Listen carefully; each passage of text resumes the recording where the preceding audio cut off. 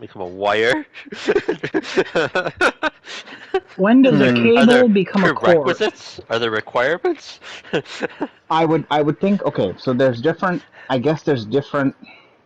There's different different meanings. Wires wrapped around each other. Like I think they're all the same.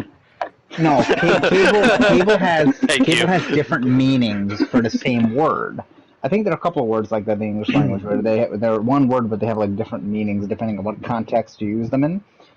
Cable could mean a wire. A cable can mean no, cable can't mean wire because a wire is a wire. A cable is multiple wires. Okay, so a cable can mean wires.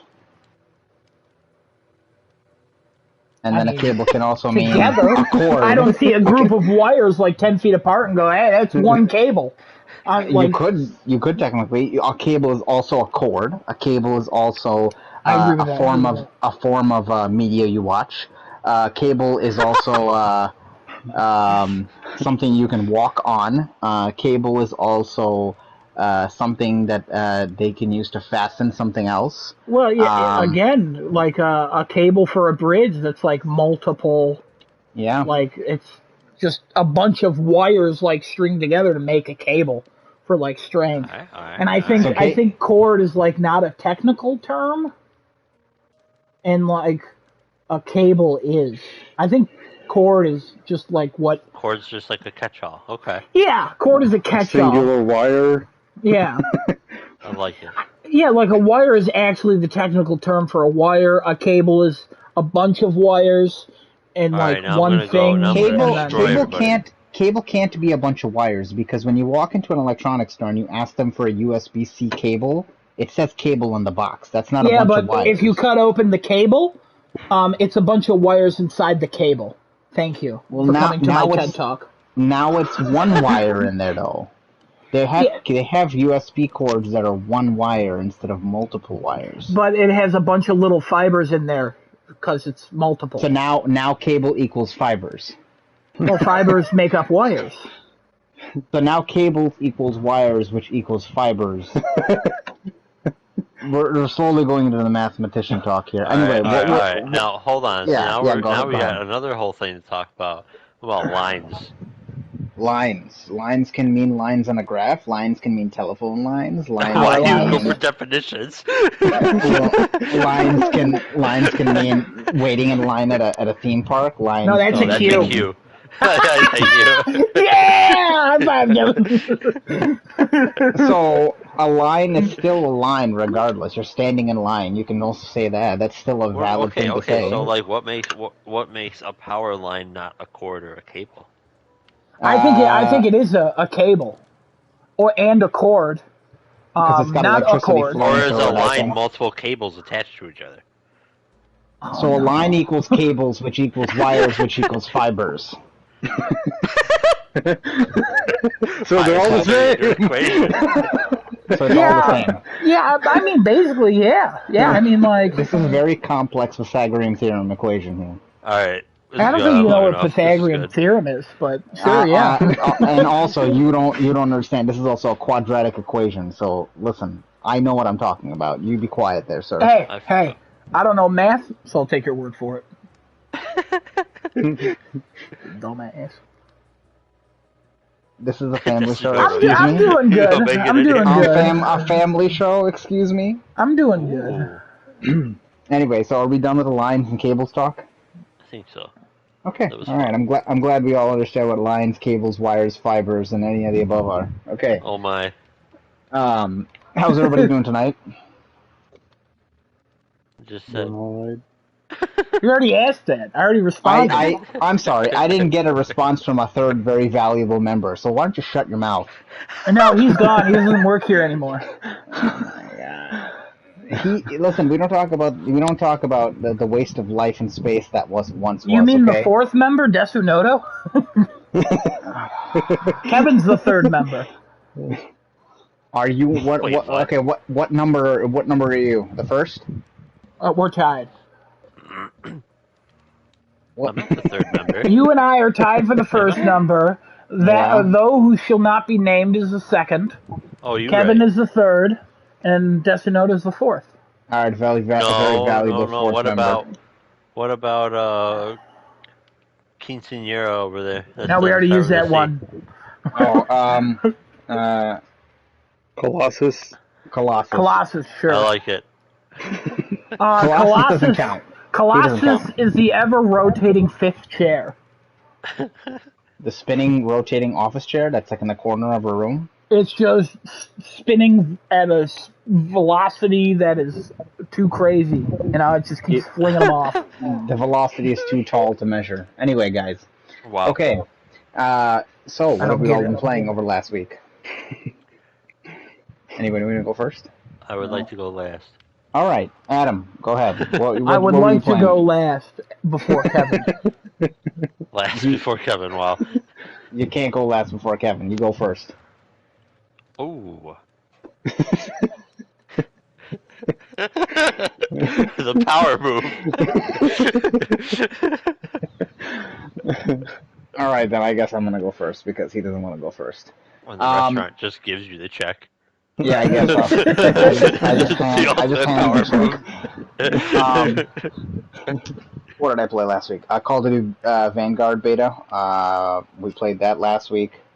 That was last week, wasn't it? Yeah. It's weird with the Thursday timings now. It feels different because we usually will think like, Tuesday or whatever, but that was last week. Kevin and I were talking about that earlier today, that like it's just thrown the whole week off. Yeah, it's weird. The moving it to Thursday. Oh, yeah. Yeah. We talked about that, remember? Yep, I do remember this now. I definitely played a bunch of Persona 5 Royale. I think that's really the only two things I've played. I really haven't touched anything else.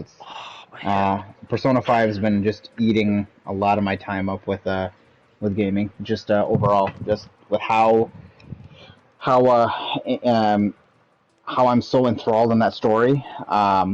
I did not expect I would be that deep into the story as I am, because the original Persona 5 I left after like the third palace, I think, and I didn't go back to it, and I'm very upset I didn't go back to it now. But I think looking back on it, it was better this way because Royale has a lot more it has to offer and refinements that the game should have made in the original Persona 5. So I've been having a fun time in Royale. I don't know how long it's going to make me finish, but I think I've had about 40 more hours to go in the game. So there's that. I think that's all I've played, though. Destiny, what'd you do? I finally was able to get back to Evil Within for like 2 hours. Aren't you in Minecraft? You're not even playing anything. Well, I was thinking of playing Evil Within. I mean, you can, but... You can't just pick something. That's all I ask. Okay. Instead of you just hovering on the menu, you like a freak. But, yeah, I got to play a little bit of that because the extreme farming mode I was in for Fate, it finally finished. So, not so much time being poured into that. So, yeah, we got back to Evil Within, and what was I doing? Oh, I got to another part of this giant town. It's like every time you teleport somewhere, it's another chunk of the town that you haven't explored yet. By the way, Mian, our longtime viewer, has commented saying that every time you ask Destinoda a question, it's like you use the orb of confusion from SpongeBob on him. That's how long it takes him to answer a goddamn question. Hey, family show, but also those were his exact words. We edit the fans' words, so it's still a family show. All right. That's how long it takes him to answer a goddamn question. I'll accept it. Thank you. All right. Yeah, I'm family friendly, or fuck off. Wow. Oh God. Okay, cool. How you said you only put 2 hours in Evil Within? How far are you in that game? Out of curiosity. 2 hours or so. I can tell you how many hours. I don't know how far I am. Well, actually, Adam did a check, and it was like what, 18 chapters, you said? Somewhere around there. Or 16, maybe? I'm still on chapter 6. 20 and a half hours in, we could probably cut out like 4 hours of that, maybe. So, like 16 hours in. Was that game reportedly long? I can't remember. I know the first one wasn't that long versus this one. I don't even know. But well, I guess it depends how much you do. But I'm pretty sure it's more open-ended. It's so much more open-ended. And Kevin has confirmed, yes, I will take it. Kevin, completely different game from the first one. Cool. Especially in terms of like the combat and the ways you can kill enemies, and there are these occasional optional side missions, if you can believe that, in this horror survival game, where you can choose to save somebody or just walk past them and let them die and the mission fails. I remember seeing that, and it's sometimes you gotta find people, like you'll hear them from like miles you'll hear them like screaming and running away from a bunch of the zombies. See, I may have to give that game a second chance, because I went in there and the only reason why I didn't like it was I didn't like how the game played, but that was because I probably was coming off of Resident Evil 7 or something like that, so I don't think it's a fair comparison between the two, because that game definitely does fundamentally play differently, so but I think I'll give it a second chance. I don't know. I now download Resident Evil 2 Revelation, or Resident Evil Revelations 2. I'm going to see how that goes, and I still have to play Jedi Fallen Order still. That's a whole amount of time that I haven't even done Persona yet, so we'll see how long it takes me to get there. I'll probably hear your review of it when you're finished with it and see if it's worth it. Okay, Adam, what'd you do? What did I do? Oh, man, I did so much, but so little at the same time. I beat Assassin's Creed Valhalla. Took me 53 hours, some minutes. Do you have any final thoughts on that game, or you want to save that for your own segment, I'm assuming? No, I actually just quickly get it out of the way here. Okay. I think it's a fun game. I think the story was fun. I think the assassin parts are fun. I think the ending is kind of terrible because there's no end credits. What? I literally can't find them. And when I Googled it, it brought up nothing. It was kind of the same with Odyssey, because after you beat the game, you then can beat more of it to get credits. And it kind of continued the story, but then it also continued in the DLC. So I think then beat more. Keep beating. Are you done? Yes, yeah, absolutely. But yeah, I enjoyed the game. Again, I'm not a huge fan of the assassin. I just didn't connect with him at all. Probably one of the weakest assassins in the franchise. Yeah, I'm just not a huge fan of Valhalla. I like the world enough to continue to play and go for that platinum. I'm about 50% of trophies in the main game. I got way more to do than I originally thought. It's probably going to take me another 50 or so hours to platinum it. Hopefully much less. I'm really hoping it's much less. I don't think it is. That's about it, is what I played. Yeah, what I shared last week was kind of my thoughts. Nothing's really changed, because it's still broken, it's still annoying, it's still all of the above. It's crashed on me twice since last week. Did that game generally review very high? It reviewed pretty well. The thing that it was knocked for was bugs, and a lot of the bugs are still there. There's a couple trophies that are kind of bugged. Some of them are patched, and some of them are patched in a way where you have to do like things a few times over. If you're unlucky, probably going to be me. Yeah, more quests have broken, where I had to reload my game. More NPCs have just stopped.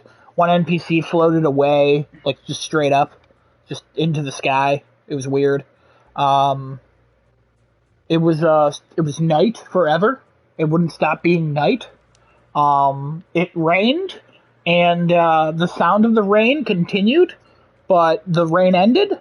The world was then wet forever. So I don't know if it was still raining and I just couldn't see the rain.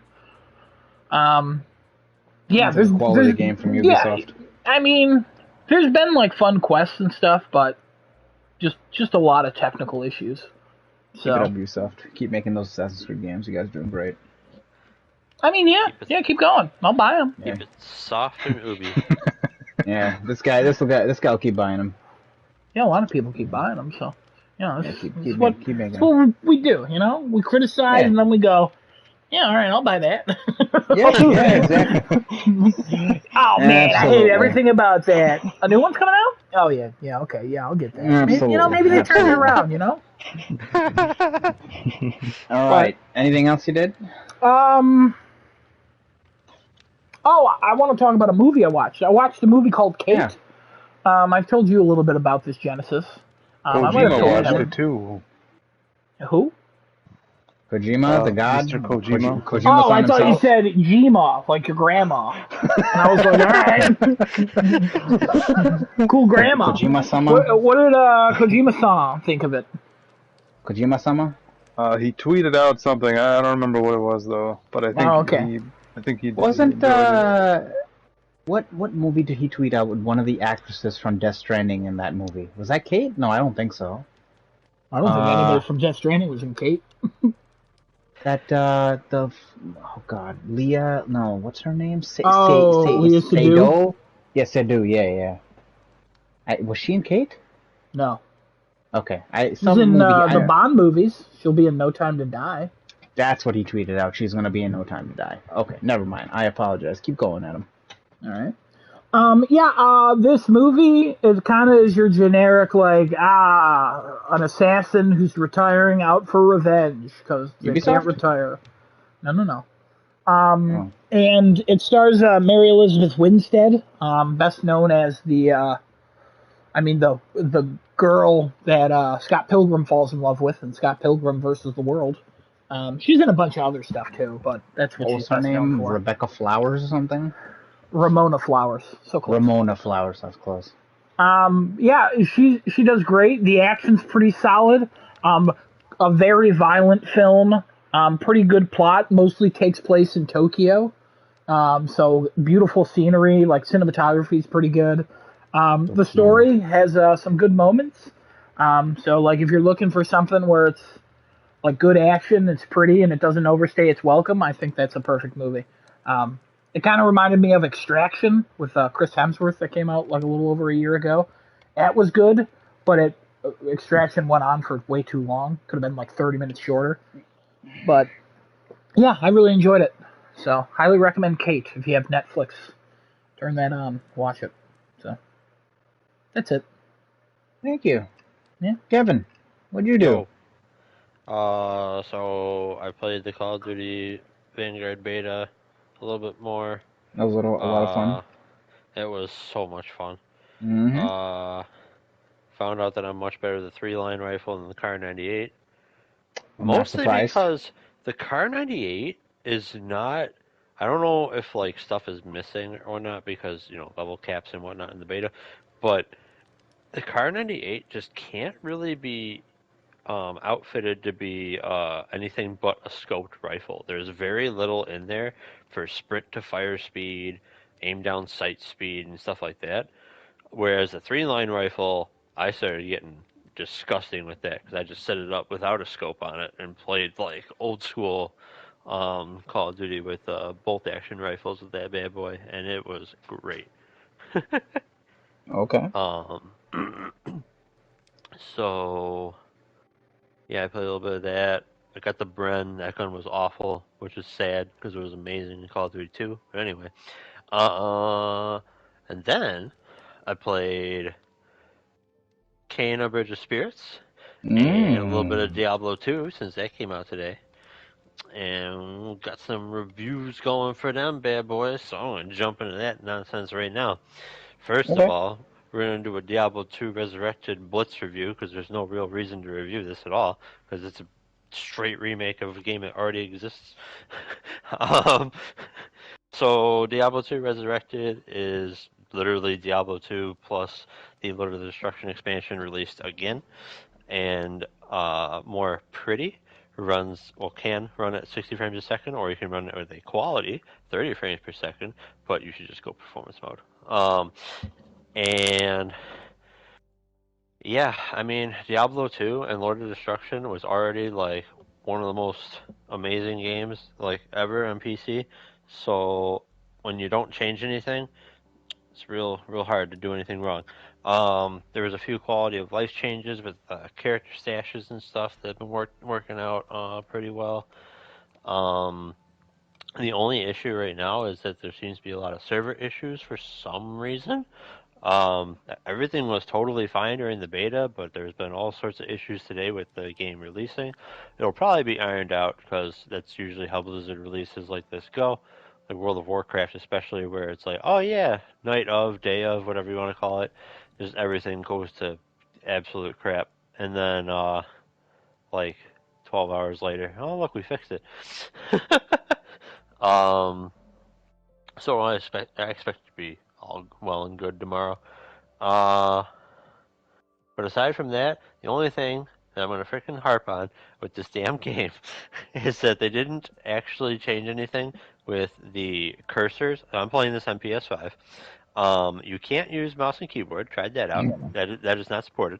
But when you're in menus, all right, you can use a D-pad, but that's ultra jank. So we don't use the D-pad. Instead, you use the control stick as a mouse cursor, and that's fine. There's plenty of games that do this. It works out wonderfully, or at least good enough. But in this game, they keep freaking acceleration on the menu cursor. So when you're like trying to move from one square to another square in your inventory, if you hold that direction for too long, the freaking thing just starts rocketing off to the side of the screen. And the sensitivity adjustment for this is my favorite thing in like any video game options menu to date. So, normally speaking, when you have a sensitivity for anything in any game, you've got like a slider bar, right? That goes from like, I don't know, 1 to 10, like Call of Duty. Look, sensitivities go like 1 to 10, sometimes go up to like 20 or 15, whatever. Or you have games that are like a multiplier almost, where you can break it down to like, 0.3, 0.5, 1.2, whatever. No. This, we go next level. 1,000 to 5,000. I'm sorry, what? And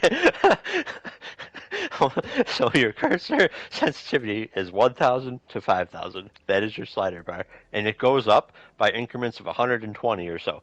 So I don't know how that translates. I don't know what that's supposed to mean, and it bothers me. But you know what? Whatever.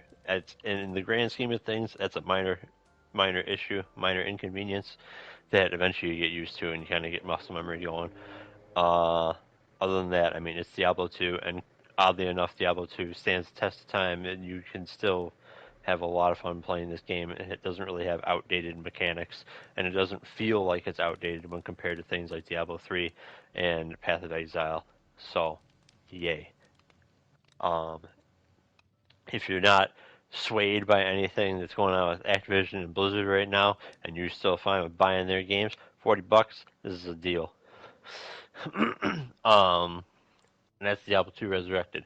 Now, Kane and Bridge of Spirits. We gotta spend more time with this game. Oh, all right. Please.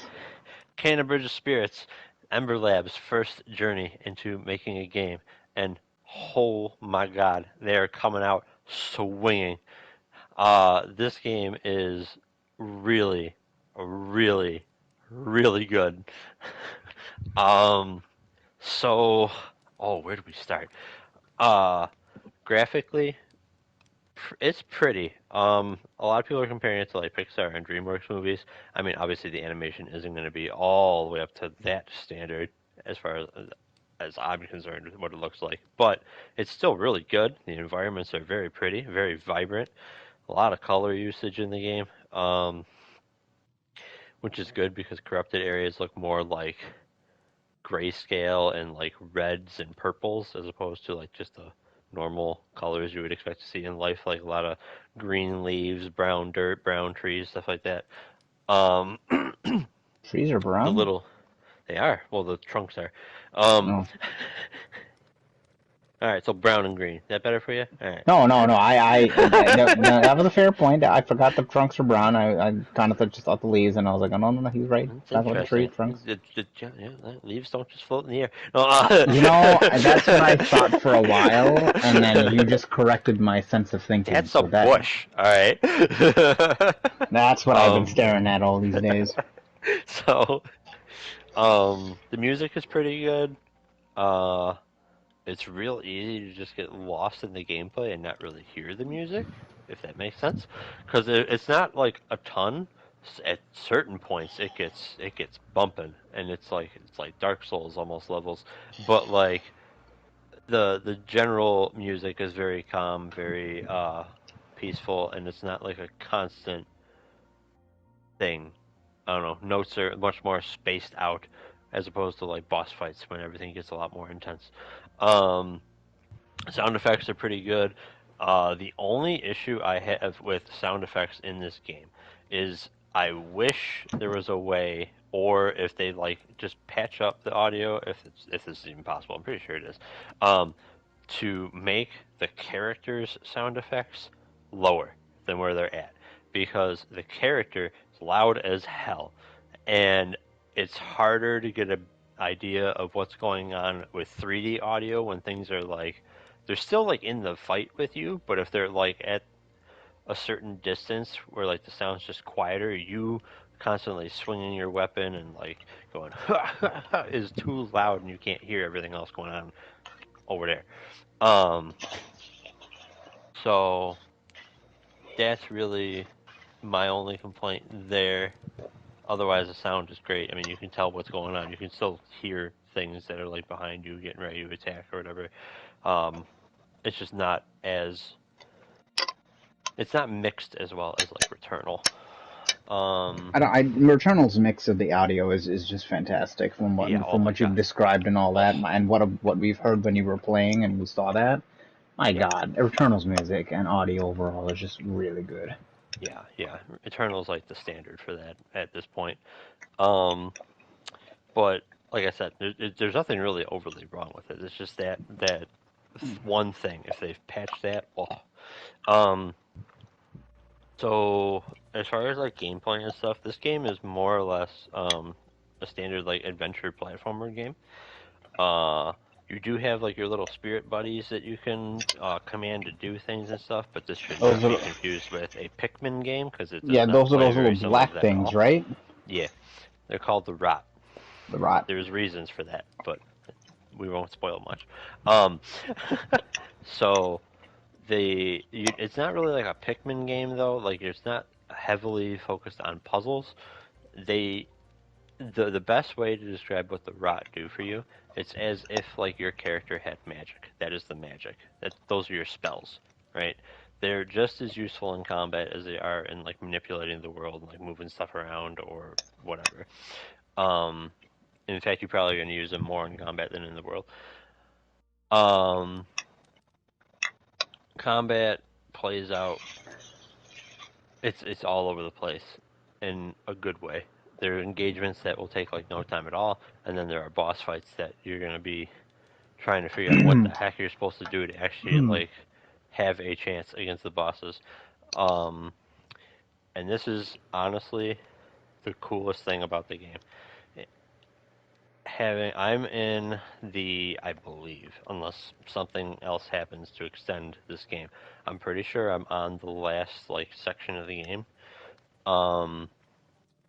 And the previous two areas with all the mini bosses and their main bosses, what's been cool is it's almost like the developers were constantly aware of what upgrades actually exist in the game and designed these bosses with like the idea that if you use these certain abilities that you can like unlock for yourself, this will be much easier. If you don't, well, that's your fault for not thinking of that. And like it's not just I got this recently, so this is what I'm using. There's a little bit of that, but like you also have to go back to things you've unlocked before or use weapons and stuff that you're not using in the current area. So, like for instance, when you get like the bomb ability to blow up rocks, yes, there are new enemies that require you to use that, but that might not be the only thing that you should really be using when you get to the boss fight in that area. So with that's really cool because there's very little really to unlock in your like passives and skill tree. In fact, I'm almost done unlocking everything in it. So it's cool that like they've really it shows that they were really paying attention to what the player can actually accomplish and what their skills can do and built everything around that. That said, if you don't think of the things you should probably be doing against boss fights, they're going to be real hard. Now, I'm on normal, and these bosses are difficult. I can only imagine what master difficulty is like. So yeah, storyline, take it or leave it. I mean, it doesn't really do anything special. It's kind of charming. It's got some moments that are like a little, I guess, emotional, touching, but like it's kind of secondary to everything else. The gameplay is just too good. And the storyline kind of just follows one path. Like you're a spirit guide, and that's basically the entire storyline. You're just guiding spirits to the afterlife. And yeah, that's kind of just it. Like it's just a really really good game. It's a fun experience, fun time. I highly recommend it. It's also $40. And I think this is a huge first step for this company, and they're going to do real well if they keep making games like this. If this is their first game, I would be very very intrigued to know what they do next. And especially with the level of quality. My God, a lot of people, obviously the reviewers and people who play like yourself, have all said that it looks very very much like a Pixar movie, and the production quality is there of like a AAA studio game. I don't think you played Ratchet and Clank, but from what I've seen, you did. Okay. Yeah. I totally. I don't know why I couldn't remember if you did or didn't. I haven't beaten it, but I have played it. Yes. In terms of production quality for how it looks, people obviously did compare that to a Pixar movie, 110%. Oh yeah. Which of the two would you say resembles more of a Pixar movie or surpasses it, or however you want to rank that scale? Ratchet and Clank. Okay. Yeah. Hands down, Ratchet and Clank is the prettier game as far as like detail and everything goes. But here's the thing. I guess like if you're gonna talk about details and graphical fidelity and all of that, Ratchet and Clank does win. But like in terms of crafting an environment and making it look pretty, both the games accomplish it equally, if that makes sense. Now hear me out. Ratchet and Clank is Pixar. Kena is DreamWorks. How's that? Maybe. Yeah. Or Illumination. I don't even know. Chris Pratt plays Kena. Okay. Yeah, there you go. yeah. Chris Pratt would be a great Kena, yeah. But yeah, no, like I don't know, it's just a pretty game. The graphics aren't really like they're both really good and really not, because like there's not a lot that like has to be. Are you saying there's like the world's kind of empty? The world is like it's like filled, empty, like Breath but of the like Wild. You can't interact. Yeah, it's empty. Well, I mean, you can like interact with puzzle things, but that's about it. It's like Breath of the Wild, where like enemies will be there, but only in like certain areas. And once you defeat them, they're gone. And there's different things that you get to like manipulate in the environment for puzzle reasons. But other than that, like the environment's just pretty to look at. But it's not like a highly detailed photorealistic game. Like it has its own art style, but that art style is real nice. All right. If that makes any sense. It does. I mean, so you could probably say it's like beautiful in its own art style. Right. Because I mean, every game doesn't have to be like Ghost of Tsushima or Horizon. I mean, I would say that, like, Ghost of Tsushima is beautiful, but, like, Last of Us 2 is, like, a realistic beautiful. Oh, yeah. You know what I mean? Better, like, as long as it sticks with what it's trying to do, I think you can really nail that down. And it nails, yeah. Yeah. I actually have a question for you, Kevin. Do it. Bring it. For the boss fights, in what way were they, like, difficult? So, trying to be as spoiler free as possible for the no viewers out there. So the boss fights are kind of like, we'll go with like a Dark Souls sort of thing, but like, okay, so Dark Souls, you don't really have a lot of like mobility options because you really like you dodge roll or you parry in some way, or you just block with a shield. You have those options here as well. However, you can run past things and or just like run away from an attack and that'll avoid it. You can jump over attacks. And if you can jump over an attack, you can also take out, well, if you have your bow, you can take out your bow and time will slow down as you're like dropping. So you can make more precision shots when you're in the air. There's so much more things that you are capable of doing in a boss fight than what you would be in like a Dark Souls game where you're just kind of waiting for your opportunity to strike. There are moments like that in Kana, but like if you are just waiting for the moment to strike in boss fights, you're doing it wrong. You have to take the initiative. You can still beat the bosses, but you'll have an easier time if you actually try to like, I guess, defeat it in the way that you should be doing, or at least closer to what you should be doing. And they're just intense. They're intense as hell. And bosses hit like trucks. Really, everything hit like a truck in the game. But like you die. I'm on normal, and I've died to bosses in like 4 hits. Wow. Do they also have like huge health bars like Dark Souls? They do have a huge health bar, and they take like very little damage. But that's where like fighting them in the right way comes into play because they have like weak points. Okay. And then like even though they don't have like a weak point. They'll have something about them that you can like exploit to do a little bit more damage. And generally speaking, it gives you more. I forget what they call it. The resource that allows you to like use rot abilities in combat. Take your switch. I think it's just rot actions actually.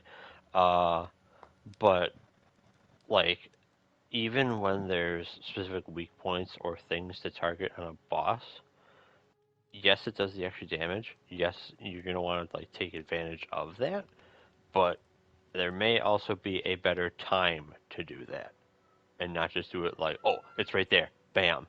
Like you might want to actually time it with something else. I have a question. Bring it. Kana does not have a stamina bar, right? No, but you have a shield integrity bar. Yeah, that's fine. When people compare it to Dark Souls or anything like that, I always think like, oh god, I hope there's not a stamina bar. No, yeah, there's no stamina bar. I hate stamina bars. There's a stamina bar in Assassin's Creed Valhalla, and I just never use it. There's also no iframes in the game. I don't know what that means. So you're not invincible at any point in time. Like if you get hit and you're thrown to the ground, and you get hit again, you can get keep hit again. There is no invincibility in this game. Oh no. Good. You can just get pounded into submission if you're unlucky. But like when that happens, you're just wow. When that happens, you're kind of just like, oh, okay, don't do that. Got it. And I don't know. It's just not. It's not frustrating. At least it wasn't for me. I don't know. There was really only one fight that I was frustrated with, and that was because the enemy was just freaking trolling me the whole time. I was like ready to do a thing, and it's like, nah. I'm like, oh, come on. I'll say no iframes in this game is a little bit worrisome, just because I feel like a game like that would need iframes at a certain point because when you're pummeled to the ground, you don't want to keep getting hit and dying because you can't get back up fast enough. See, it's kind of okay because, like, well, okay, I should say this too. Unlike Dark Souls, if you're fighting a boss and you die, you're either spawning right before that boss fight or real close to it, and you don't have to like fight your entire way back there or anything like that. Like you can just go right back in, and you don't got to go back to your dead body and collect the rot. Everything. Yeah, that's you don't have to do any of that. You just go. All right. So, any other questions? Did you talk about their hats? Oh yeah, they get cute little hats. I got so many different hats right now. Got cowboy hats, pine cones, pancakes, cats, dogs. Oh, for the little guys, yeah, they'll brought. Oh, that's fun. And then they come in all different shapes and sizes too. There's not huge differences, but there's some guys that are definitely more chunky than others. And I found out today that there's a button where you can sit down with them, and the little one that's like constantly with you, you can have it sneeze, kiss, or dance, and then everybody else in your entourage does different things. So that is absolutely adorable. Are you upset that the next game you play will not have them? No. I mean, they're adorable, but like I don't need them in every game. No, I just want them to follow me in every game. Ah. I don't need their powers. That's actually really cool too. When they're following you around, like they're spirits, so they just like pop in and out of existence. But they'll also like walk around. You'll like be walking around, and like let's say you're opening up some chests and stuff. They'll just be standing up on bookshelves or on tables. Do they make sounds? Little bit. Make little like sort of noises. Okay. Can you do that one more time for us? No. And then, what's cool too is like when you get enough of them where there's more than what's required to like carry an object. When they're carrying an object around, all the other ones are following them, and they're all like happy and like cheering them on. Hey, just like when you help me move. Yeah. So. Adorable. Yeah. Okay. Anything else? Any other questions, comments? Anybody concerns? got questions? Lottery numbers. What's the Metacritic sitting at right now? 84 last I checked. 82. Oh, 84. Wow. Oh, wait. When did you look last, Kevin? You might be more recent. Yesterday at some point. Ooh, you might be more recent. I think it was like last night. I'll look right now. It is currently at an 81. Oh, wow. Oh boy. Down. Yeah, down. Up. What did Desonoto give this? Because he was the closest, 86? He was the closest, not anymore. I did 76, I think. Hold on, everybody calm down. Take a moment, breathe. Although, to be fair, think about your lives. Since we're talking about Metacritic now, I would totally give this game like 86, 88, something like that. This game's great. I love it. Good. It's good. It seems like a different, like a fresh... I highly recommend it for you, Desonoto. Because you like Dark Souls and stuff. Like, it's not like that, but it's so similar that I think you would enjoy it, as long as like you don't mind puzzles and platforming. Platforming is real good in this game. So real quick, Genesis gave it an 88. Desonoto gave it an 86. What's his name today? He gave it a 70. Colossus, he gave it a 70. I gave it a 79, and the closest is Kevin with an 81. Oh, Kevin, you got it exact right now. So if it remains that way until December, you got it. You win. You win that one. You get a perfect exact. So we'll see. There you go. And then just in case everybody forgot, the person currently in the lead is Kevin. So with myself in second, Genesis, you're in third. Yep. Colossus and Desonoto are tied for last. Ooh. But also, it's 19 points now between all of us. And we got Hot Wheels Unleashed coming up, and we got Hot Wheels destroy everything. We got everyone's going to be a little bit. Everyone's going to be a little. Next couple weeks. Unless I'm actually close to that, Well, actually, even if I am close to that, it destroys everybody else. But what were the scores for that?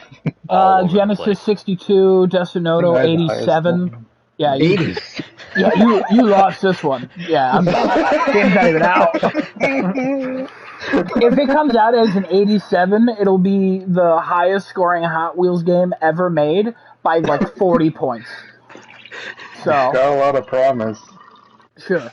And then Kevin says 55, Colossus said 78, and I said 75. I'm looking back on it. I'm probably wishing that was like 68 or something like that. Yeah, we'll the next couple weeks should be pretty interesting for this because we got Metroid Dread and Guardians and Forza and Far Cry and Back 4 Blood and House of Ashes and Riders Republic and so. Did we add Alan Wake Remastered? No, we don't do remasters. Yeah. Oh. Okay. As we've discussed multiple times, we don't do remasters. What about remakes?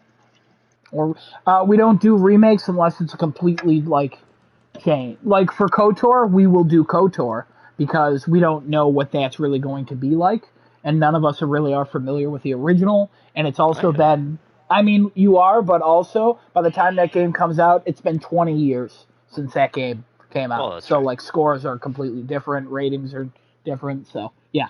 What about something like Demon Souls? Did we do that? We didn't do Demon Souls, no. Because that was 2020. We started this in 2021. So we would have. Mm-hmm.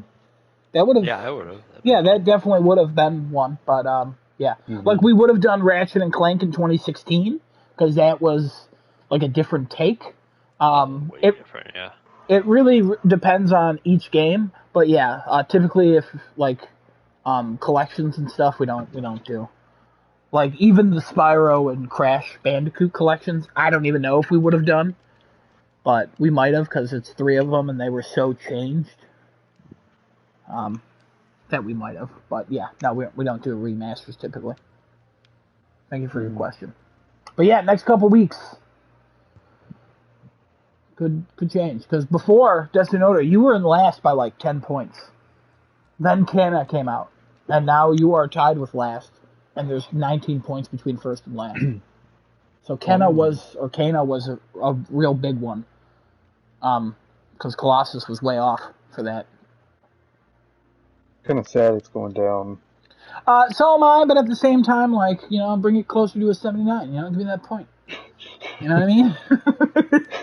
I think regardless, there'll be a sequel or something else from the studio coming out. Sony's definitely interested in this one because the headlines have been nothing but positivity for Sony in this. That hey, so I've seen a couple of headlines where Sony bet on a smaller studio with Kana, and now they got a winner there. It did well. We'll see how sales numbers look, but generally, I don't think they really report on sales numbers for something. I mean, Sony probably won't report on it, but the company itself will probably be like, "Hey, our first game sold 1 million copies." It'd be good if they sell quite a bit of copies. It'd be a good thing. I definitely want to see more out of that. Good game. I highly recommend. Pick it up. I will be getting it when the physical comes out in November, I believe. I think I'm gonna do the same thing. I'm probably gonna get the physical, so I want to add to that physical PlayStation 5. Or if it goes on sale before that, honestly, I'll probably pick it up just then. There's so many 80s for the reviews. There's a lot of 80s. That's what's lowering it. Yeah, that's what's lowering it. Yeah, quite a bit of 80s. It's not it's just not a perfect game, but it doesn't really do anything wrong. Yeah, is the thing, and that's why it's just going to score in the 80s and stuff. For being a first game, from a too. studio like that, yeah, is it the first project from them? Literally the first video game they've ever made. The only other thing they did was a fan animation for Majora's Mask. I feel like that should go into account too, into a review, like the actual studio that's involved. See, that's a whole different discussion on reviews and should you take into the studio. How do you see playtime on games again? You go to your name or your picture on PlayStation. You go into profile and games. Oh, is it under games? I thought it was under compare. Why was I able to see playtime when I compared with you? Don't know. Don't care. Okay. Yeah. So far I have 7 hours in Kana. And I might be going into the last section of the game, but I have tons of crap to still do. There's so much stuff to find in that game, and you don't really have a lot of help with how to find it or where to look. Other than like, oh yeah, there's this many things in this region. Oh, okay, thank you. You. Another side question: are we counting director's cuts, or are they same as a remaster? We don't count those. We would not count director's cuts because they don't really change anything enough to even really score it. I honestly still don't understand why they even review those. Okay. Okay. Adam, we want to move on to the direct here. You got the list pulled up? Yeah, I could, I guess. Oh, let me pull that up. I got it pulled up. Give it a topic. Well, the Nintendo Direct happened today. We're just going to go over that real quick. Yep, Nintendo Direct. We're going to kind of go through the games, kind of point out the ones that stuck out a lot, and talk about it a little bit, and then we'll see where we go next after that. All right. This mess. So Nintendo Direct, September 23rd, 2021. Opened with Monster Hunter Rise Sunbreak. It's a paid DLC coming summer 2022. Nobody here cares, I'm assuming. And then the Mario Party Superstars, the one that was announced at E3, it's coming October 29th. I'll make a comment on that Monster Hunters though. When that teaser showed, I thought that was Dragon's Dogma 2 because Capcom came up. I was like, oh, this might be Dragon's Dogma 2, and if that was the case, I would have been like, wow, okay, well, good on you, Nintendo, for stepping out, but that's not it now. Yeah. Anyway, keep going. The third one shown was Voice of Cards: The Isle of Dragon Roars. It's a card game RPG. It releases October 28th. Pretty neat looking, not for me. And then they showed Disco Elysium: The Final Cut. It's coming October 12th. That's also a multi-platform game. I think it's already out. Mm-hmm. It's for a while, yeah. Oh yeah, okay. Then they showed both those games are multi-plat. Yeah. Then they showed Hyrule Warriors: Age of Calamity expansion pass. It's coming out October 29th. It's the second expansion pass. I believe it is paid for. And then the weirdest thing. The second weirdest thing shown here, the Chocobo GP. It's a kart racing game. They have magic sights that act like question blocks in Mario Kart. It's coming out in 2022. I saw this and I was like, this is Mario Kart, and this is coming out only for Switch? Why? Anybody have any thoughts on that? Because that really threw me for a loop. And I was so confused. Zero sense. The only thing that's kind of cool is that you can, if you get the same Magicites, it builds up the spell. But that's really it. And I don't understand why you're gonna release this on a system that already has Mario Kart, because everybody's gonna play Mario Kart and not this. But whatever. Yeah, it's odd. This is Square Enix is jumping on a train, trying to get some money at this point. They're trying to just use, Mario Kart as an excuse to say, listen, we can release our own version of it and add a couple little tweaks here and there. Why only on the Switch makes no sense. Put it on other platforms. I think that would have made more sense to kind of get that out there. But I guess they figured if Mario Kart's very popular on the Switch, let's just put it only on the Switch because most people will pick it up and play it. Yeah, I think that's still the best-selling game with over 40 million units sold. Almost 40 million. So... Yeah. Pretty neat, I guess. I think people at this point are either hoping for more Mario Kart 8 DLC or just a new Mario Kart. But that won't happen until Mario Kart slows down in sales. And then another weird thing that happened, the Final Fighter in Smash will be revealed October 5th. Yeah, they had announcements for announcements. This announcement. This happened again. With after they showed Kirby and the Forgotten Land. It's coming out spring 2022. That was a big surprise. I don't remember seeing any rumors of something like that happening. That leaked this morning. Yeah. Well, okay, this morning. Before that, we didn't see anything though. Yeah, it leaked this morning, and I saw that, and I was like, I'm not sending that. I'll let this be a surprise later. When it first started up, I was looking at the trailer, and I was like, this looks like a cartoonish version of Last of Us. It did. I was trying to figure out what it was, and I was looking at it, and I was like, what would this be? I don't understand what this is. And then I saw the way that they had the greenery and things like that. I was like, this reminds me of something, but I can't put my finger on it, what it reminds me of. And then I saw Kirby. I was like, oh, it's Kirby. Okay, that's what it was. Yeah, when I saw it, I was like, oh, this is the Kirby game. So that was a little and I think I would have been more shocked, but at the same time, I don't really care for Kirby. So, Devito, do you have something to say?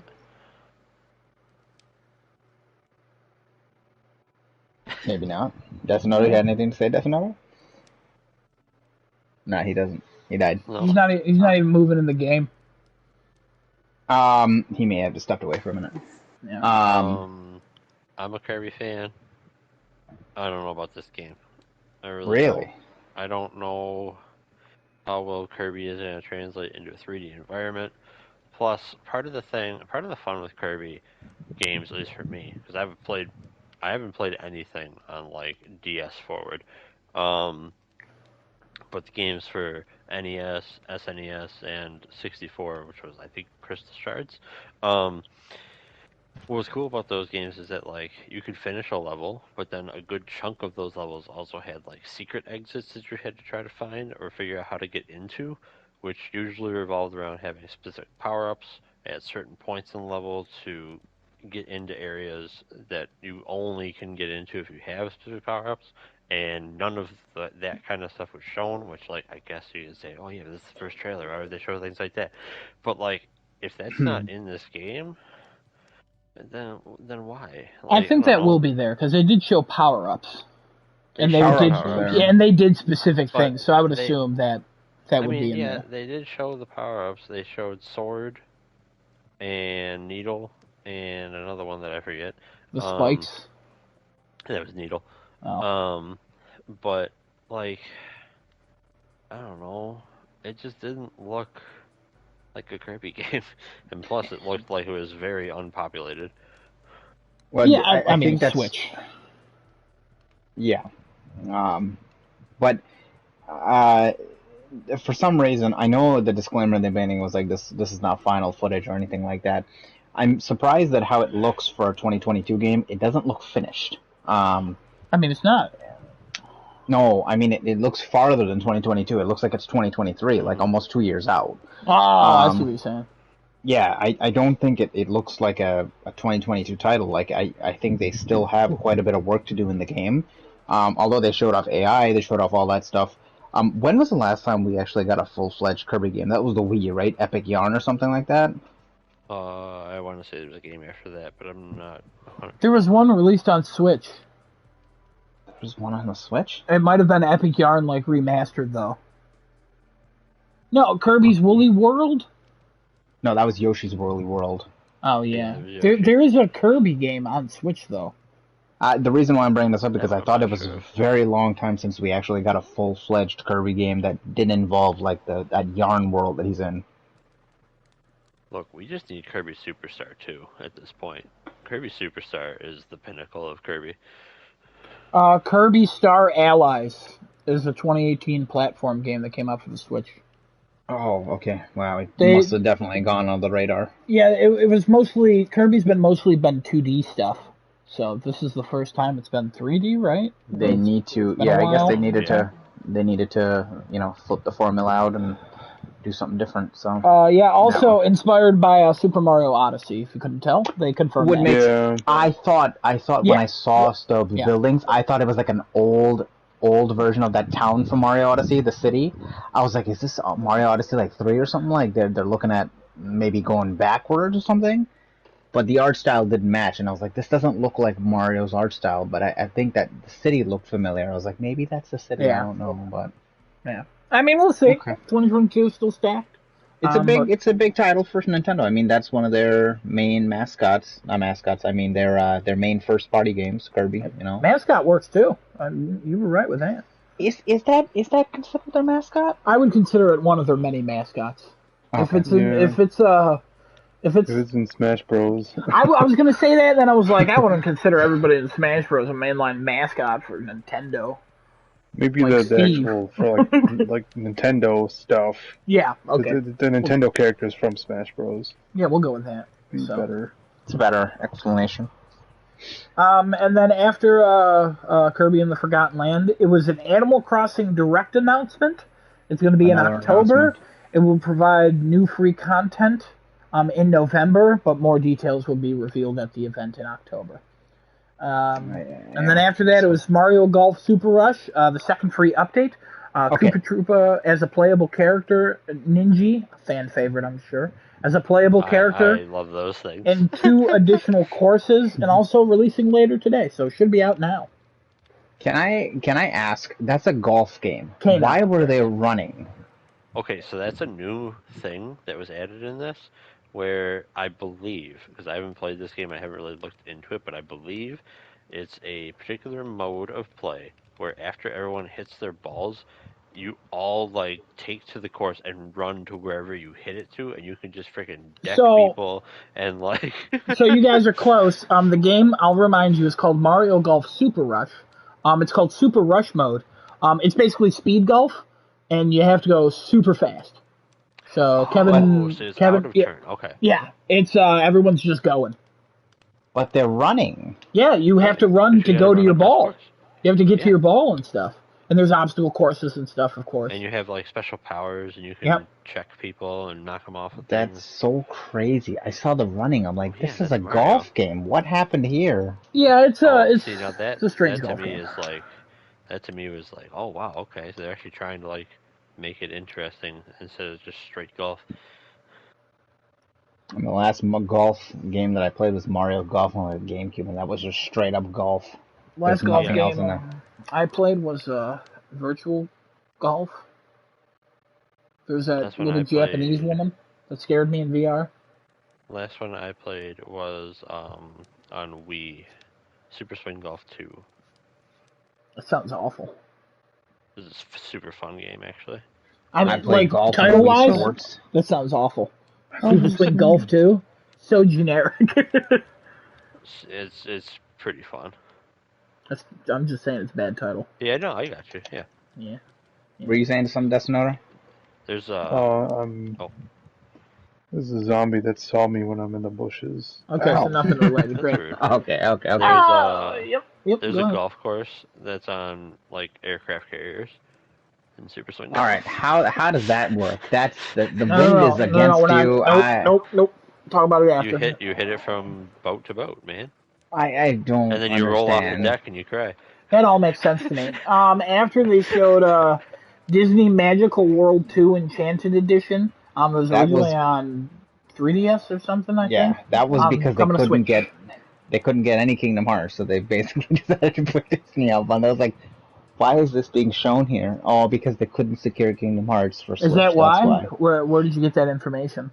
A lot of the Kingdom Hearts Reddit had posted that picture up, and everybody was just posting the same shit. They were like, they couldn't get Sora for Smash, they couldn't get Kingdom Hearts for any Kingdom Hearts for the Switch except for Melody of Memories. None of the mainstream titles are on Switch, so they're like, so they couldn't give us this, so they gave us this ripoff instead, and just showed Mickey in the beginning for everybody to just get hype and lose their minds, and then realize that this is a 3DS port to the Switch. I was like, well, so that's fan speculation, is what you're saying?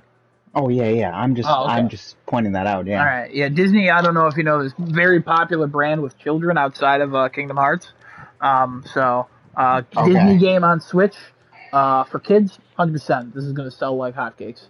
All right. Cool. Appreciate it. Yeah.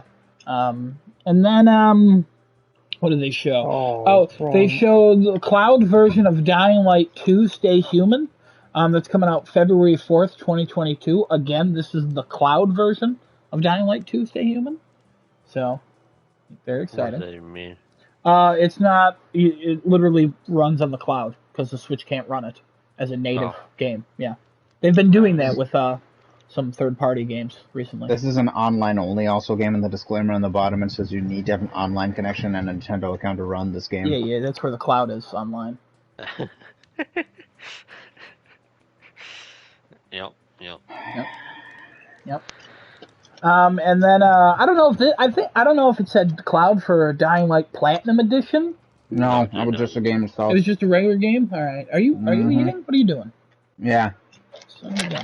Dying Light Platinum Edition coming out October 19th, 2022.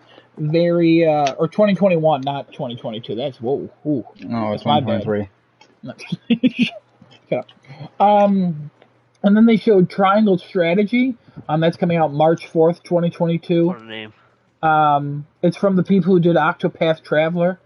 They released a demo around E3, and they took the feedback from the demo and they changed a few things. So if you're excited about that, you should be still excited for this. It wasn't around E3. They released a demo in February, and they took it from then, and then they took all the feedback and put it in now. So that's why the game got pushed back for information. Why would they release a demo in February? I don't know. It said February demo. That they said for the people who played our demo back in February, we've taken all the feedback into consideration, and we're going to be changing. Was it at E3 last year, and then they released the demo in February? Yes. Oh, okay. All right. Thank you for the correction. Talk about how blurry the Switch ports are. They're so blurry. Yeah, I don't know if you know this, but blurred. Dying Light 2 is a cloud version, so yeah, that would make sense that a lot of ports are blurry. So. Oh my God, no! I know, crazy. The next thing they showed was Metroid Dread, still coming out October 8th. Still looking like Metroid Dread. Everyone here is excited for it. We've seen a lot of trailers for it. We're just ready for it to come out, so Destiny can shut up. And then the next thing, probably the most interesting thing here, the new membership plan to the online. Some Nintendo 64 games are coming. Local and online multiplayer will be added to those. Select Sega Genesis games will be included as well. It's officially called Nintendo Switch Online Plus Expansion Pack. So you can still have your membership for Nintendo Switch Online. And then if you want, you can add the expansion pack. Pricing and the exact release date of this will be revealed late October. Pretty neat. I'll read the next thing that we talk about this. They're also releasing a Nintendo 64 controller and a Sega Genesis control pad for $50 a piece. $50. $50 a piece. Now, I don't. Did they mention if you can use the Nintendo 64 controller with other Switch games, or is it just for the Nintendo 64? No, you couldn't. How could you? I mean, it has the same buttons. It's wireless. No, it doesn't. But Nintendo 64 controller is for Nintendo 64 because you have A, B, C up, C down, C left, C right, directional pad up, down, left, right, the control stick, a Z button, and L and R. I feel like that's enough for a lot of games. Yeah, you can do a lot of button mapping for some games, so it might work for some other games other than Nintendo 64. Probably be a mess and a nightmare to play, but it might. I don't think they mentioned anything about it. Doesn't the Switch have 4 triggers? Kevin is correct. Kevin is correct. It would not work that way, Adam. There's only 3 triggers for N64. Again, not every game uses all 4 triggers. I want to say a lot of the games use all 4 triggers. And again, I didn't say every game would work for it. I said a few number would work for it. So you said but it would just work with Switch games. And that's just generalizing everything. And then after Kevin explained, I corrected myself. Did you notice that there was a natural flow of conversation until you started swimming backwards? But then also there's a Sega controller, which is ABC, a D-pad, start, and select. It wasn't select. It was called something else. I can't believe how expensive they are. It makes no sense. They should be. Yeah, the controller prices are ridiculous either way. Also, the $20 won't get a Pro controller. For that. Yeah. You might as well just stick with the Pro controller because you could probably play and do better, honestly. Because the C buttons on the Nintendo 64 controller were never used as buttons. They're usually used as like either movement for the player or camera buttons, which you could do that with a control stick and have a much easier time because the button layout on the N64 controller was also pretty questionable. But yeah, I don't know how you could possibly justify $50 for these controllers that are only used. People are still gonna buy it. Oh yeah, people will still buy it, 100%. I just don't. I don't understand how you justify this. It's wireless. Yeah, right. That's literally. And then it works with the Switch games. So the Sega games that they have on there, pretty strong. I don't know why they chose Sonic 2 and not Sonic 1 or 3 or all three of them, but whatever. Probably it'll come out later. They said it's ever expanding or whatever. That it's ever expanding, but like the initial thing of Sega games, it's pretty solid. The initial thing of 64 games, not so much. Why is Winback? Now I like Winback, good game, but why is that in your initial offering? That was confusing. I don't remember seeing Pilot Wings on that. That was one of the launch titles for the console when it came out, if I'm not mistaken. Like, I don't know, it's weird decisions. So fun little facts here. Actually, Pilot Wings might not have the rights to anymore. I forgot who developed that game, so never mind. All right. Fun little fact: 21 Virtual Console N64 releases were released on Switch. So far, with the announcement of this, 15 have been announced. So hopefully they do a better job of adding games.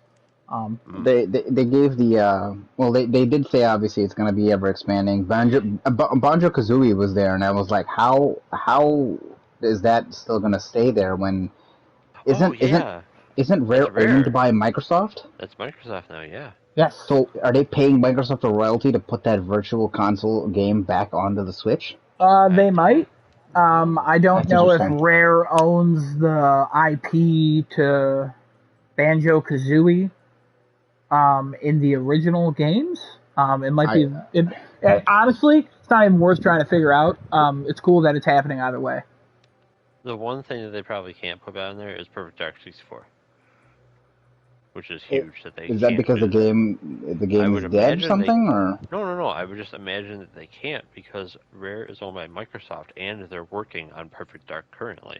Oh, true. Okay. But you see, wouldn't that be the same reason? Like Microsoft already made a Banjo Kazooie like nuts and bolts game, and they have. Yeah, but that wasn't well received, so you might as well just kind of. I don't know. Go with the last thing. I don't know. Could be the older games might be dependent on their older, like maybe they don't have the jurisdiction over their older stuff. Yeah, the rights of games back in the day were typically owned by like 50 people, and that's why a lot of remakes of like PS1 and PS2 games just don't happen, because it is just a mess and nobody knew what they were doing. It seems. So that's why Sony now is just like, hey, you make a game for us, we own that game. You leave, we still own the game. So, which is one of the smarter things. Yeah. Yeah, that makes more sense to do. I mean, Microsoft didn't do that. That's why they lost KOTOR. That's why they lost Mass Effect. That's why they lost a lot of things. Halo. Not really Halo, but you know what I mean. No, they still have, they still have Halo, right? Yeah. Yeah, they own Halo, but they didn't own Halo. When Bungie left, they bought Halo. Oh, right. Yeah, if they don't own Mass Effect, that's EA, though, right? EA owns Mass Effect now. Yeah, because Microsoft used to own BioWare. Right, but they're like until EA bought BioWare. Yeah, that's why original Mass Effect was only on Xbox. Them and weird stuff. Right. Okay. There's a bunch of people on fire just running in circles. What's going on there? No. There's a pit of burning bodies, and 3 of them are running around. Yeah, it's weird. Well, what does everybody think this will cost? I think I'm gonna go with the initial rumor that we had spoken about maybe a week or two ago, and I think it's gonna be up to $60 a year. Okay. I think $10. What is it currently? $10 increase. 30 for a year. 30 for the year. So we'll go 50. All right. Guess we know what do you think? 10, so 40. All right. I mean, it's just called expansion pack. So I wouldn't be surprised if they're trying to figure out how to make this just be 30. But I also wouldn't be shocked if they raise online and then this would be 40. It'd be 40, like online would go to 40, and then with the expansion pack it would be 50 or something like that. That wouldn't shock me at all. This is Nintendo. They're not gonna keep it at 30. They're gonna it could be 100. Make some money. They could be like, hey guys, expansion pack adds $50, but if you don't pay for Nintendo Switch Online, we give you $10 back. And people would be like, so 40? And they're like, no. No. It's 50 minus 10. So, go ahead. No, I'm sorry, Adam. Go ahead. I didn't mean to cut you off. All right. I was moving on, so if you had anything more to say about that. Oh, no, because the rumor for that, for the Game Boy games was still a thing, because obviously they didn't announce that here, but they're going to have a later announcement in October for pricing and all that availability and that stuff. What do you think the odds are that they add Game Boy somewhere down the line next year and increase the price again? Yeah, plus expansion pack too. Yeah. Right. Yeah. We go into a trend of like they add expansion packs endlessly to this. Their naming system sucks. Oh, I agree. I mean, look, they came up with the Wii and the Wii U. Yeah, their naming system is terrible. I mean, Nintendo Switch Online plus expansion pack? No. You mean the NSO plus EP? You got that NSO plus EP? No, I just got NSO. I'm sorry. The NSO plus F? Yeah, the NSA.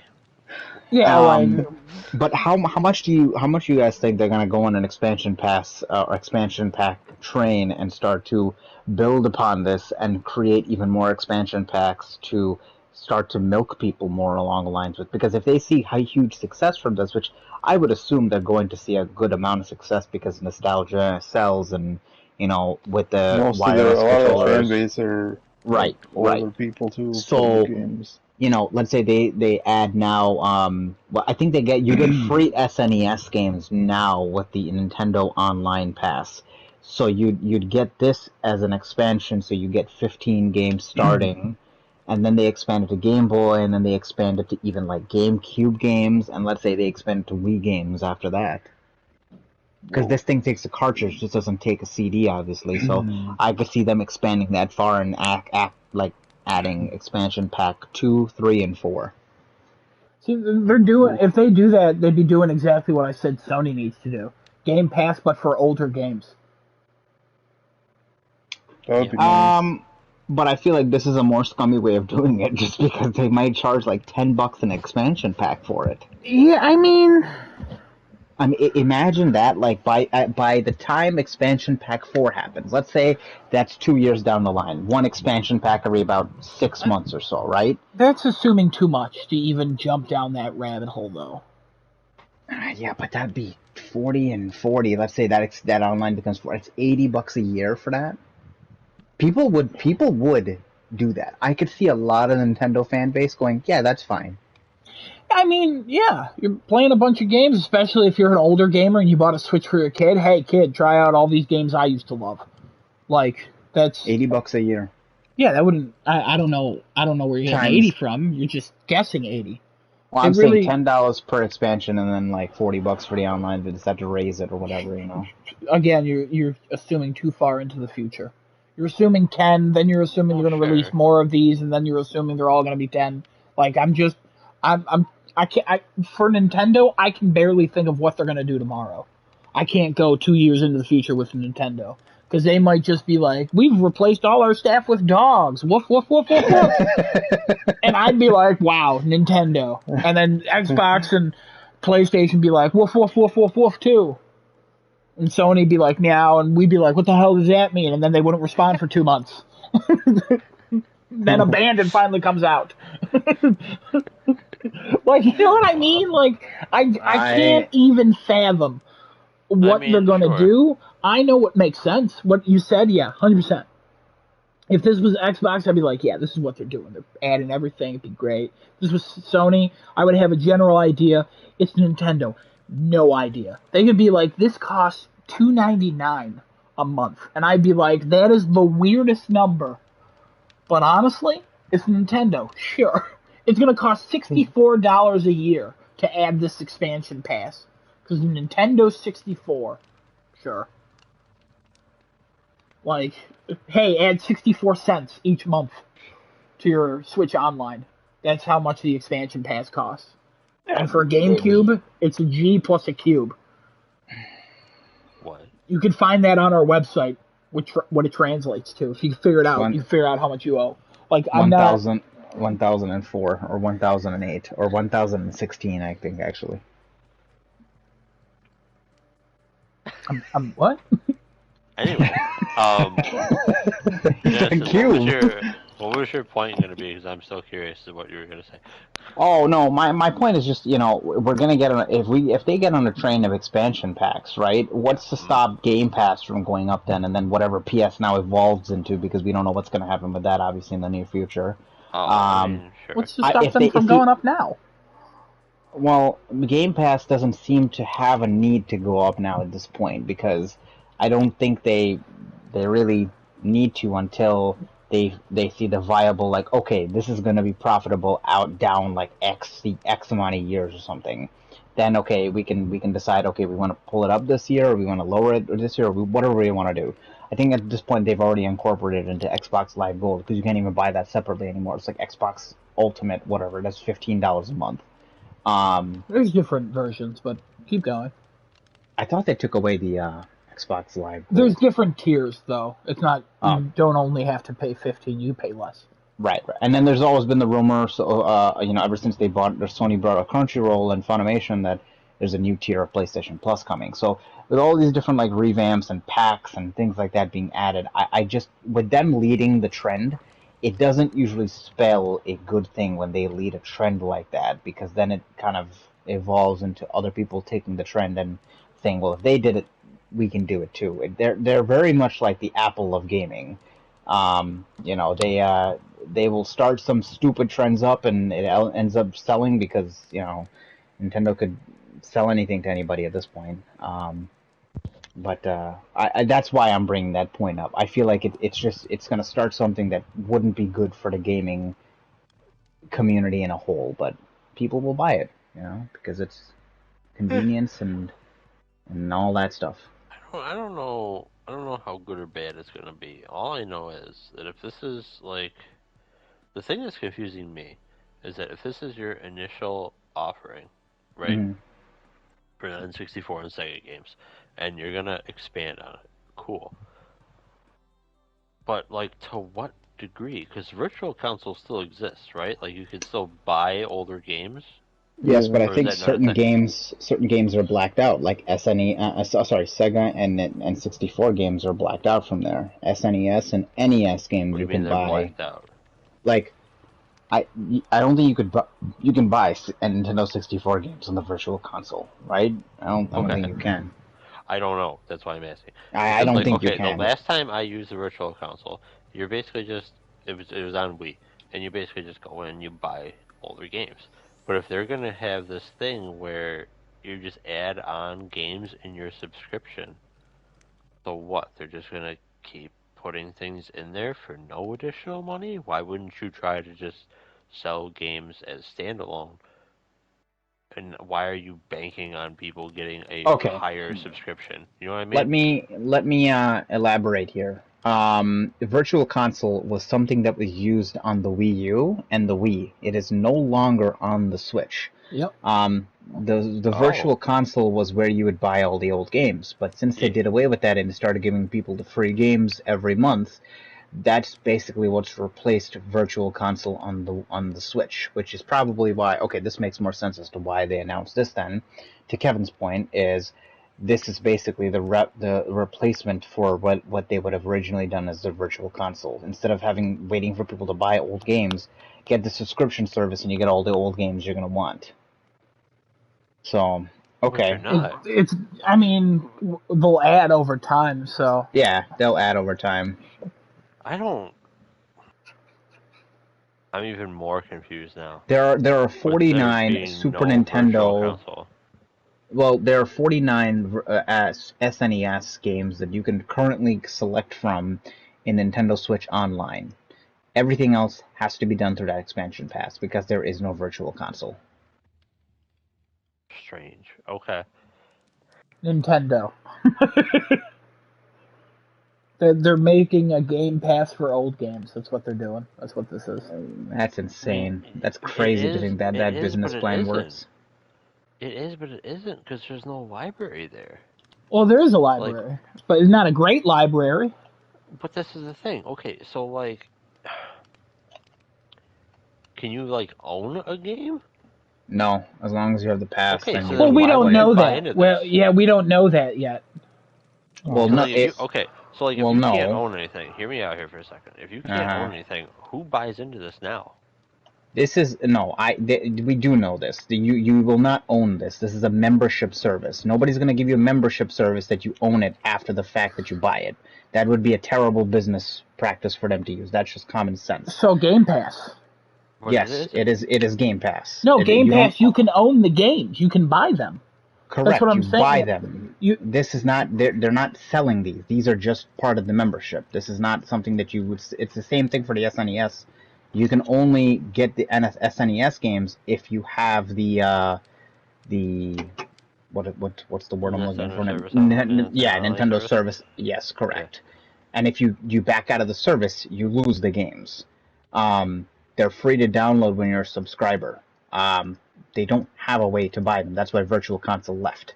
Virtual Console is not available on this to have so you can buy them. So then, what is the incentive to keep the expansion pack at all? To keep those games. So looking at it from my but there isn't. So like looking at it from my perspective, right? Cool. So I want the Nintendo Online service for I don't know what reason, because I wouldn't want that in the first place. But let's pretend that I want it, right? Cool. So then I'm looking at this Nintendo 64 and Sega library that's available to me. I don't really particularly care for it yet. A year down the road, more stuff comes out. Ooh, you know what? There are a few things in here I want to play. Pay for it for a year. Play those games. Drop it. Why am I keeping this? The library is so small in comparison to what is actually out there that there's no freaking point. Especially if you can't just buy an individual game and like keep it. So I see what you're saying, Kevin, but not everyone's going to feel that same way. Like there's people who are going to play Super Mario 64 1,000 times on this service on their Switch. So, like, I do understand Kevin's point. I totally get it. Yeah, because he brings up a valid point. Now that because I didn't understand that either in the beginning, that Virtual Console did not exist. So you can't purchase these games. Let's say you like something out of the catalog. You can't keep it unless you keep subscribing every month to the service. Well, yeah. Well, and it's even more confusing from Nintendo's side. I'm going to make this short. It's even more confusing from Nintendo's perspective because, like, okay, if you don't have Virtual Console, you don't have a way for people to just pay a flat amount for a game. Be like, yeah, I want to buy this and own it. You're counting on people having these subscriptions to play from a super small library and keep them? Yeah, the only way you can keep these games is if you buy them on a 3DS.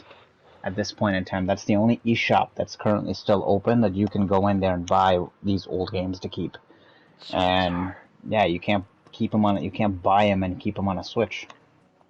That's so weird. I didn't realize that that's how that worked. I don't understand the strategy here. But what if? We'll see. Very odd. Very odd. I guess it's because it's the old games. I don't know. Anyway, Adam, please continue with the list. We don't have any rumors tonight, so you can take the rest of your time. You're good. Aw. Yeah, there's nothing. I checked. There's nothing. There was something after this, but I didn't catch it. Kevin was pretty excited about it, though. I didn't ask what it was. I didn't care. So I just have Castlevania Advanced Collection was the next thing shown, even though it wasn't. What were you super excited about? I don't know. What was before Castlevania?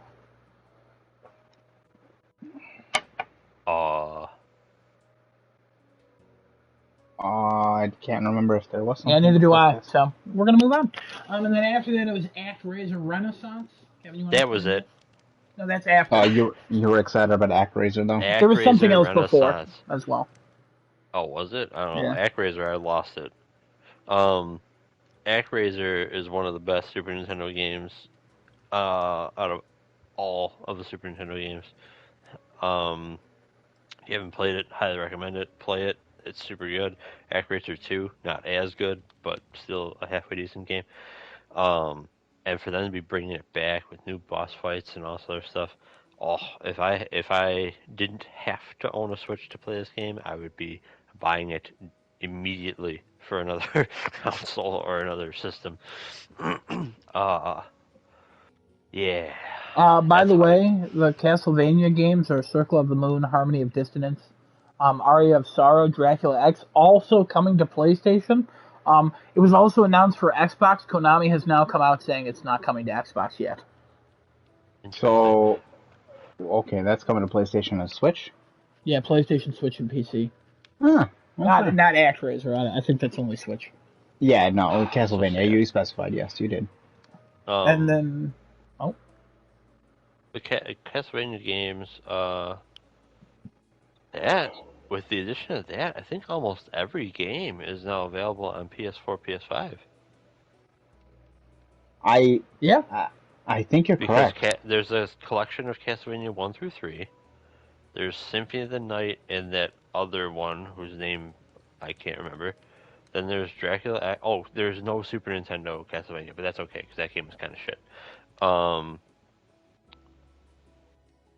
sure Lord of Shadows is a different Castlevania, right? Those are the action platformer things. Yeah. Okay. The first one was really good. I think it was the first one that was really good, and the second one they somehow ruined it.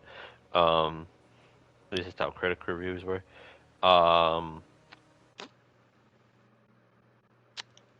Yeah, it'll be a lot of Castlevania games on PlayStation. That's cool. That's awesome. Games are good. Mm-hmm. I'm really sad that ActRaiser isn't coming to PC. It'll be okay. I would assume it'll probably come at us soon or a later point in time. I don't know. So. The next they got to remaster. I don't gotta do anything. The next thing shown was Deltarune Chapter 1 and 2. It's already out pretty much everywhere else. It's coming to Switch next week, I think. Didn't they say that was coming out later today? They might have. I kind of got lazy with the last few notes, as you'll know with the other thing I said. Yes, yeah. The next thing I said, other random games. It was Wreckfest. Yeah. It was Hot Wheels Unleashed. I need to take a second for Wreckfest. Okay, so, yeah. Horrible. First of all, hold on. Let's not judge it too harshly. Oh, my God. When I saw Wreckfest, I looked at it and I was like, is this like the original Wreckfest? Is there like an original Wreckfest that was on like PS2 and they've up-resed it? No, there's not. This is the Wreckfest that Kevin and I played on PS5 that I platinumed. It is the same Wreckfest, and it looks... atrocious. I mean, like, for a Switch game, looks great. Looks like it's running, looks like it's playing, good for them. Oh my God. But also, I was appalled. No wonder why they had to do Dying Light 2 in a cloud form. That garbage would never run. Midnight. You're okay. Okay. That shit would never run on a Switch properly unless they came up with a Switch Pro, but obviously that didn't come to light. God, that thing, when I saw the cloud, I was like, there's a reason why this game is a cloud version of this. And then I saw Wreckfest, I was like, there's your reason why. There's been a few of those already. But Dying Light 2 obviously is the first one that's coming onto like the other generation consoles, and then Wreckfest was another other generation game where it's part of the PS5 and Xbox Series X. Oh, there's another cloud game that was released on Switch that's already out on everything else. Like a year ago it came out? 2 years ago? Oh, was it Resident Evil 5? Or Control? No, it wasn't Control. Was there already 5? Oh, it was something weird. Are you sure it wasn't Control? No, Adam, there's no way it was Control. Okay, yeah, you keep going. It's cloud. Yeah, it's a Control cloud version is on Switch. Oh my God, that game tries to run on a Switch? Well, it's a cloud version. It doesn't run on the Switch. Yeah, Control Ultimate Edition cloud version for Nintendo Switch. Can you imagine the latency on these cloud version games? No. Oh my God. Bayonetta 3. Do we get up to that? No, not yet. That's at the end. Did you hear me say that, huh? That's at the end. That's at the end. We haven't even talked about the worst thing in this conference yet. Keep going. Anyway, so yeah, Wreckfest looked terrible. Wreckfest looked terrible. There was another game that looked very terrible that came right after Wreckfest, and I can't remember what it was. Again, I was like, I started typing all of these out, and then I was like, I'm deleting this and just putting other random games because nothing of interest was there. It looks so bad. And then Miyamoto came out, and he was like, let me destroy the rest of your day. And he was like, old now. Mario, he's great. very old now, yeah. He's very old. Man. Hey, he's not as old as you think. Kevin thought he died. So we're glad Miyamoto is still alive. I respect the man. Yeah. Anybody can tell me who's the Nintendo exec who died? Everybody was all sad about. It was oh god. Oh?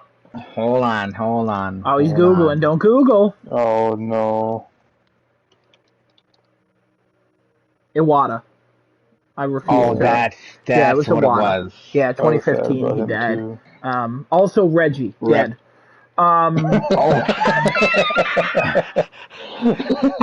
His last words, I guess I wasn't ready. But yeah, Miyamoto came out and he was like, hey.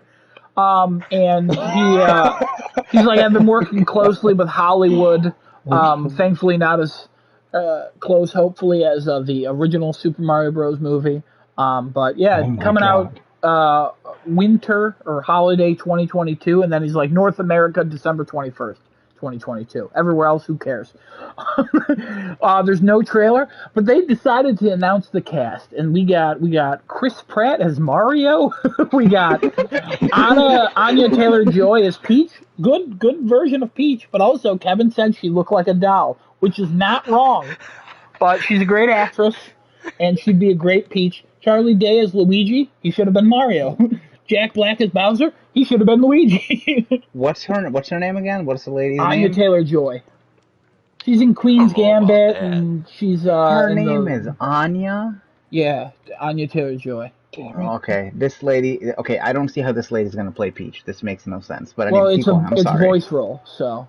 Yeah. I don't know what her voice sounds like, but looks-wise, no, it doesn't. But she can do it. Okay. Looks-wise, she's weird, but like attractive. It's not important. Jack Black is Bowser. Keegan-Michael Key is Toad. Seth Rogen is Donkey Kong. And then the Mario voice actor, he's gonna play a cameo role instead of Mario. Because fuck that guy, I guess. What a disservice to that man. Hey, you played Mario for the last 20 years because the original guy died. Yeah, we're making a movie. Yeah, you ain't gonna be him, even though it's animated, so. Even though the world has grown to love your voice, fuck you. Makes no sense. Yeah. Chris Pratt is probably the worst casting I've ever heard. Who made that decision? So how they announced it was Chris Pratt as Mario. He's so cool is literally what they said. Yeah. So they want Mario to be cool. I hope he's doing a Mario impression. Chris Pratt, great job in the Lego movies. He does a great job as the main character, Emmett, in the Lego movies. I wonder if that's where they got the idea from, because he did such a good job in the Lego movie. I think they were like, "Hey, this guy sells movies. So cool. This guy sells movie tickets, and he's the most Italian man I've ever seen." The second part might have been a lie. I don't know. My words exactly to my coworker when I was watching this was, "He is the most un-Italian man I've ever seen in my life and heard." So I don't know where they think that he's going to be playing a Mario from. When this first showed up, I was like, what the fuck? Literally like that. And I paused the live stream because I needed a moment to process. And then the rest of the cast played out, and I was like, what is happening? What is going on here? Yeah, Chris Pratt, fallen out of my good graces the last few years, not that great of a human being as everyone once thought. Kind of shit sometimes. But, I still love him no matter what, but him playing as Mario is just terrible. He's great in like some movies, and I'll love him forever in Parks and Rec, but as a anything else, like this is just, I hope he proves us wrong, but this is bad. This is so bad. So, I agree. Wholeheartedly, I agree. I really hope He proves us I wrong. don't know who thought that this would have been a good idea, watching whatever audition he might have done or something of his that said, hey, let's put him as the voice of Mario. Like, you do a better impression of Mario than I think Chris Pratt would ever even be able to. But at the same time, like, I can really only do the Wahoo thing. I can't really Which is talk. what else does he do? Well, he's supposed to speak a lot. That's what Miyamoto said. He speaks a lot in the movie, and we got they're gonna make him a very Chris Pratt. Yeah, they're gonna make him such a deep character. He's gonna be involved in the Infinity Stones. He's gonna be helping his local Parks and Rec Center become like whole again. He's also gonna be leading an army through. Yeah, what, Kevin? Yeah. What? What you say? It's gonna be a very different Mario take on Mario. Mario is a member of the Yakuza gang. Mario's been looking for the long lost pipe. Again, this cast makes me wish this was live action. Oh my God! Can you imagine Chris Pratt looking like Mario? Now that I would love. I would love it because I'd be like, this is the stupidest thing I've ever seen in my entire life, and I love every second of it. But this seems more like, hey, we got an animated franchise. Let's just cast who's hot right now. Chris Pratt, he's pretty hot right now. Anya Taylor-Joy, she just won an Emmy. Or came close to winning an Emmy. Yep. Charlie Day, he's a good side character. Everybody loves him. Jack Black is super popular on TikTok as well as everywhere else. Keegan-Michael Key, probably get for cheap. He's friends with Jordan Peele. He'll bring in other people. Seth Rogen's lovable Donkey Kong. Like, and the Mario voice actor, fuck that guy. He'll be in here in cameos. What the hell does that mean? What cameos is he going to play? Is he going to play Mario? I was shocked when they said that. I said, how can they just, like, screw this guy over? He's been the voice of Mario. Why not just give him the stupid part? And then I thought Jack Black was the only one that I would have said, yeah, I could see him in a Mario movie. I don't know why, his voice or whatever. It just, to me, I'm like, yeah, I could see him in that type of movie. That's fine. That makes sense to me. The internet was mad again that Danny DeVito's not in this in any form. Danny DeVito should have been a live-action Mario. That would have been great. Danny DeVito should have been Bowser, for one. That's what he should have been. Danny DeVito should have been Bowser. Charlie Day should have been Mario. Or the voice actor for Mario should have been Mario. I didn't even write his name down because I didn't... If Nintendo's going to show him no respect, I'm going to show him no respect. Fuck that guy. You know, be a better Mario voice actor. Maybe you could lead a movie. They really screwed him over. He was probably pretty pissed about that. Hear me out. Danny DeVito, Bowser Jr. Ooh, I like it. Danny DeVito as Bowser Jr. No, Danny DeVito as Bowsette. That would have been even better. Wow, okay. Yeah, absolutely. And then put, what's his face? Oh, God. Other gangster, yay. Crap. Oh, from Home Alone? No. The guy who's always in freaking... He was in the comedies... Oh, crap, I can't think of it. Ray Liotta? Give me a minute. No. What do you think he's going to be? From Everybody Loves Raymond, that guy? No. What? No, that's not Ray Liotta. He's in the comedies. Everyone likes the comedies. What about if Ray Romano was Mario? I mean, he's more Italian, I think. Would have been a better choice to cast. What was his brother's name? Brad. In real life, his name is Brad. Okay, that dude should have played Luigi. Definitely should have played Luigi. I mean, sure. Yeah, absolutely. Bowser. Bowser should have been The Rock. The Rock would have made a great Bowser. His name was Robert. Robert, that's what his name was. Yeah. Ray and Robert. Yeah. Okay. But yeah, The Rock should have played Bowser, and Vin Diesel should have played... No. Nope. No, wait, hold on. Vin Diesel should have played Donkey Kong. Vin Diesel should have been Mario. Except Maurice. He'd be Maurice, and then Paul Walker be Luigi. And then they just make Fast and Furious, but Mario Kart. No. Vin Diesel as Donkey Kong would have been great. After his play as I Am Groot, he would have been a great Donkey Kong, I think. Yeah, 100%. If that happens, I hope he only says I am Donkey Kong, and that's it. That's his whole Kevin, did you figure out if it was Joe Pesci or not? It's not Joe Pesci. I don't know why I can't think of what movie is he in? He's in a lot. Name one. Movies. Do you think? I know he's in Stardust. He plays the pirate in the sky. What? That's like not a common role though. I can't think of any of the damn. There were 2 comedy movies that he was in. He played like someone who has anger man. Oh, it was just anger management. That might have been the title of the movie. Are you thinking of Jack Nicholson? No. Pirate in this? Frank Ellis? Johnny Depp Peter O'Toole, Mark Strong, Jason Fleming. Mario. Mark Wahlberg would have been a better Mario. What was the pirate's name in Stardust? Henry Cavill was in Stardust? Henry Cavill would have been a great Mario. Oh my god. Are you kidding me? Henry Cavill would have been the Charlie Cox is in Stardust? Mario. Yeah. What the hell? Robert De Niro was in Stardust? That's it, Robert De Niro. You couldn't think of Robert De Niro? Robert De Niro would have been a great Peach. Robert that one guy. He's in all the gangster movies. Oh. I mean, he is. If you said the main guy in all the gangster movies, that would have been Robert De Niro. I thought you meant a side character, so I just completely skipped him. Bad. That's why I kept saying Joe Pesci. Let me give you the perfect casting. Okay, it would be Chris Evans as Mario, Gal Gadot as Peach. Evans. Okay, I'm on board. And Chris Hemsworth as Luigi, Danny DeVito as Bowser Jr., The Rock as Bowser, or the Bowser at that point, and Vin Diesel as Donkey Kong. That would have been it. Perfect casting. That would have sold every single theater in the world. I don't know about that, but all right. Now, I think that would have sold. I think the internet would have been mad about the race swap for Princess Peach. And also the race swap for Donkey Kong. And also the race swaps, just for all of them.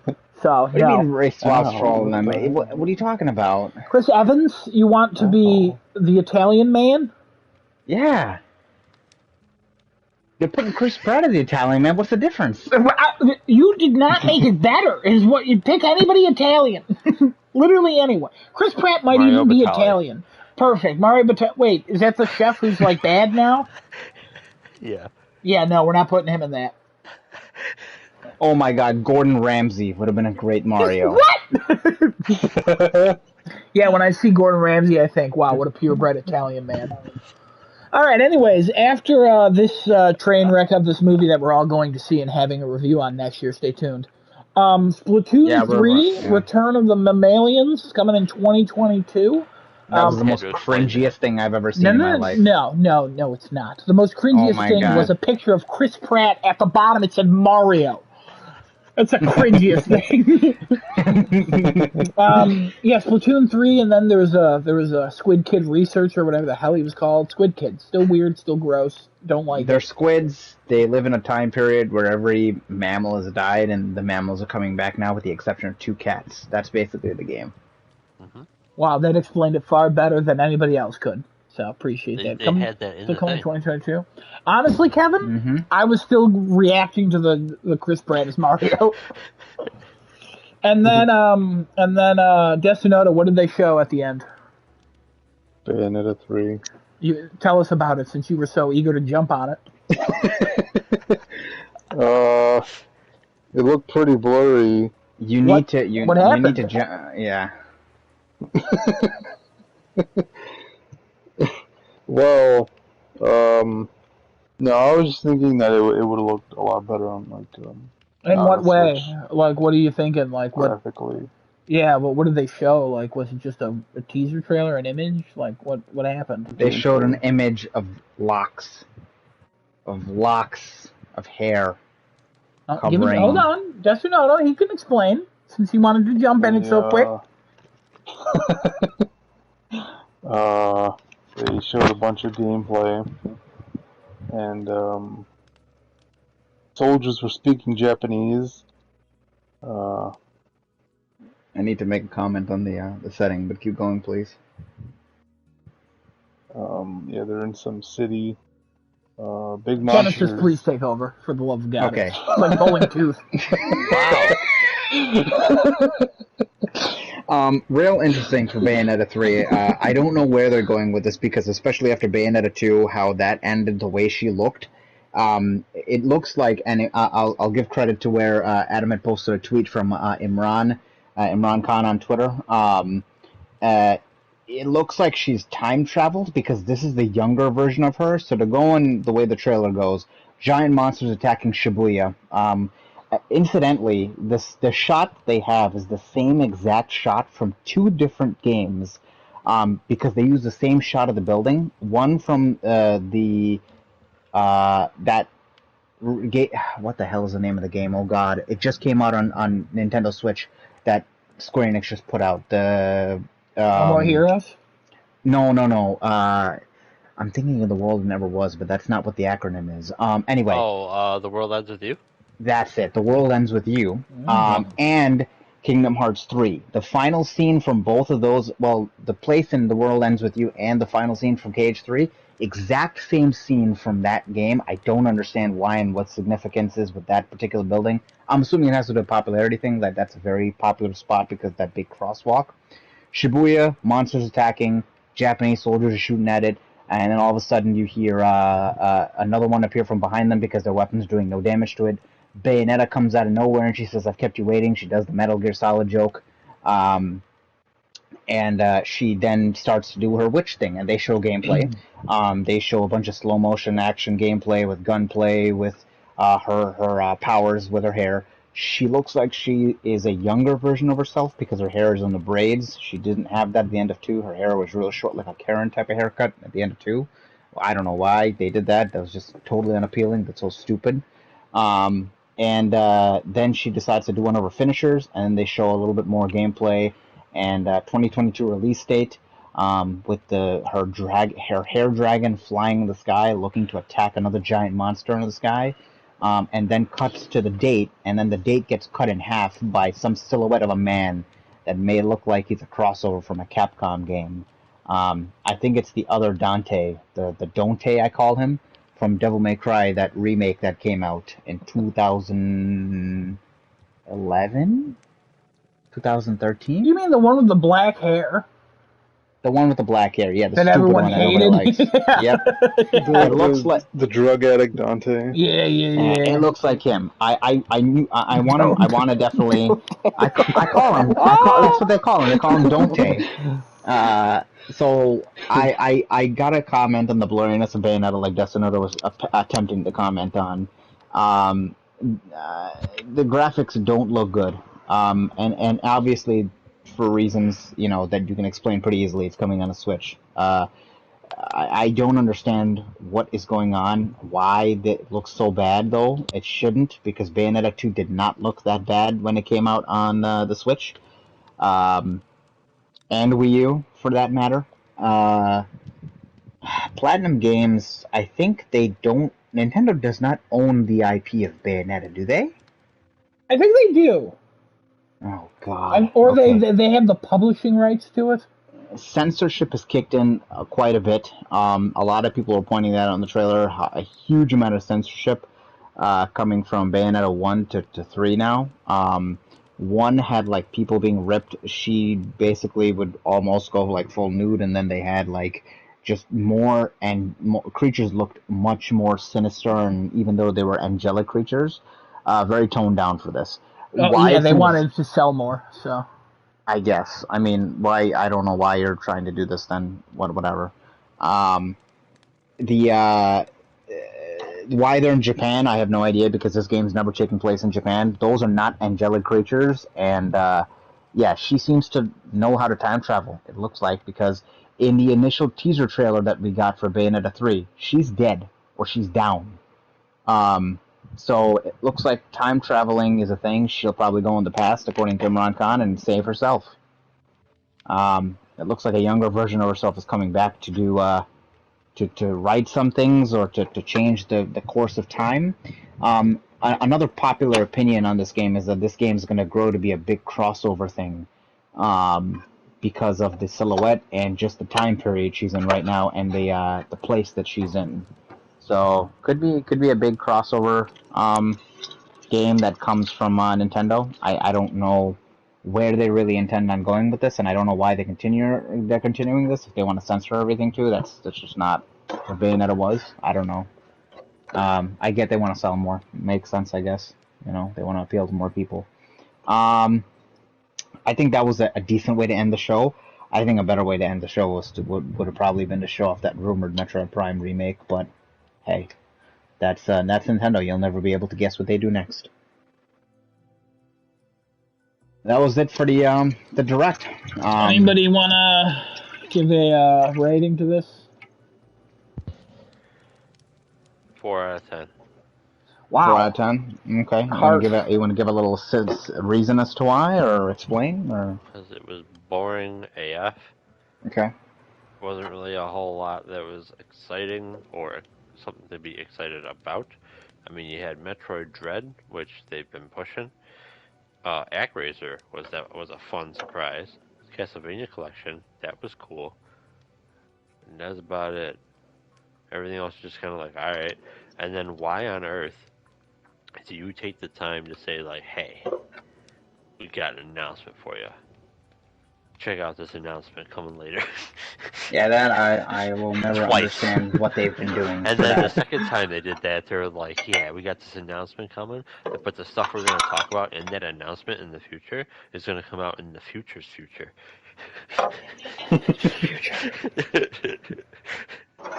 I don't. Direct for another direct.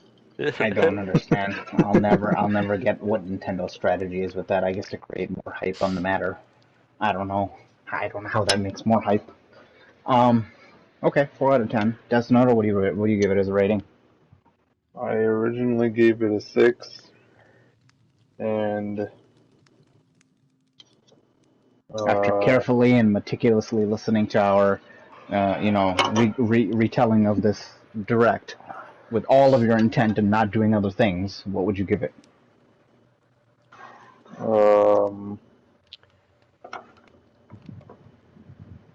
I need a little more time. We've been talking about it for 40 minutes. How do you need more time? No, I just need a little more time. You want us to get back to you next week or tomorrow or take a rain check? Gonna chime in.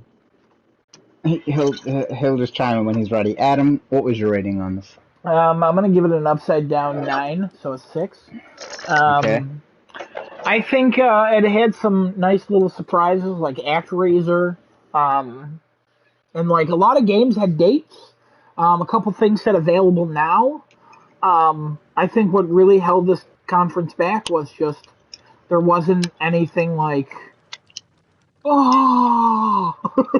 wasn't, like, even with Bayonetta 3, it's like you announced this 4 years ago at this point. Like, you should really be showing this off in the middle of the conference or more in depth, or like at this point, like why are you ending with this? You should be ending with something to keep us teased for the future. You should take out the references for future conferences or just mention it in passing, not showing a scene of Animal Crossing where they enter the roost. Oh, the roost is coming to Animal Crossing. The only people who care about that are people who are still playing Animal Crossing. All 16 of them. Like, and then when the updates of holidays and stuff come out, then a couple million people play, and then they stop playing. But, like, there's so many things they could have just trimmed down the fat in this. But this just felt like one of those meetings where it's like it could have been an email. A lot of this, where it's like, oh, cool, that's out now. Or like a couple tweets. The Kirby stuff, it sucks that leaked. That was a nice little surprise for people if you didn't see that or hear about it. But at the same time, it didn't look nearly as done as one would think. I'm shocked we didn't see anything Pokemon or anything Metroid Prime 4 or anything Metroid Prime.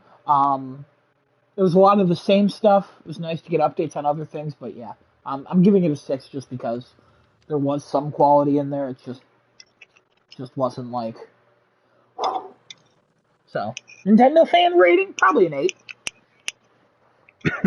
I think Nintendo fans would still give this like a 7.5. I don't even think they give it an 8 because of those stupid announcements and for announcements and the movie. I think the general honestly internet almost gave it a 5, just minusing a whole point for the movie, and then I thought, no, they didn't show a trailer for it. At least they didn't show like images from the movie or like any sound bites from the characters. Like, it's fine. It was just pictures.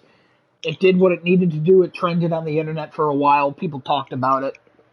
We're still talking about it. Like, that's what they wanted to do with Chris Pratt's announcement, and that's what it did. So now it's got to get butts in the seats. Butts in the seats. Destinato? 5. 5. Okay. Why? Mm-hmm.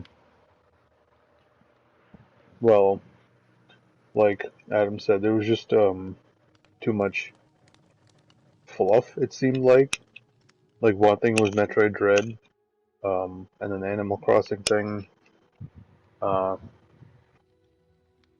Smash.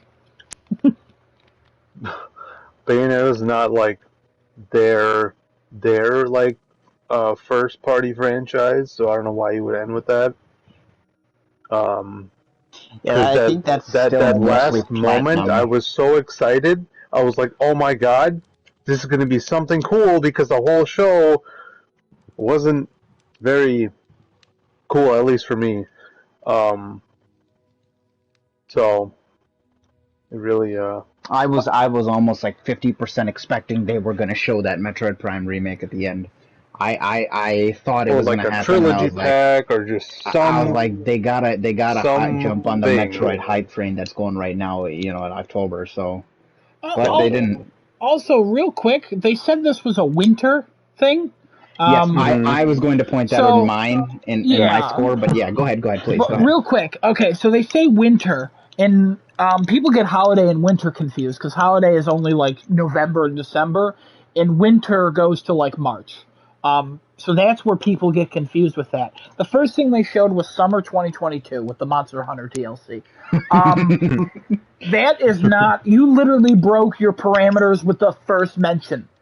And everyone's expectations probably raised a little bit, being like, wait a minute, what the hell? They said winter, and now they're showing summer stuff?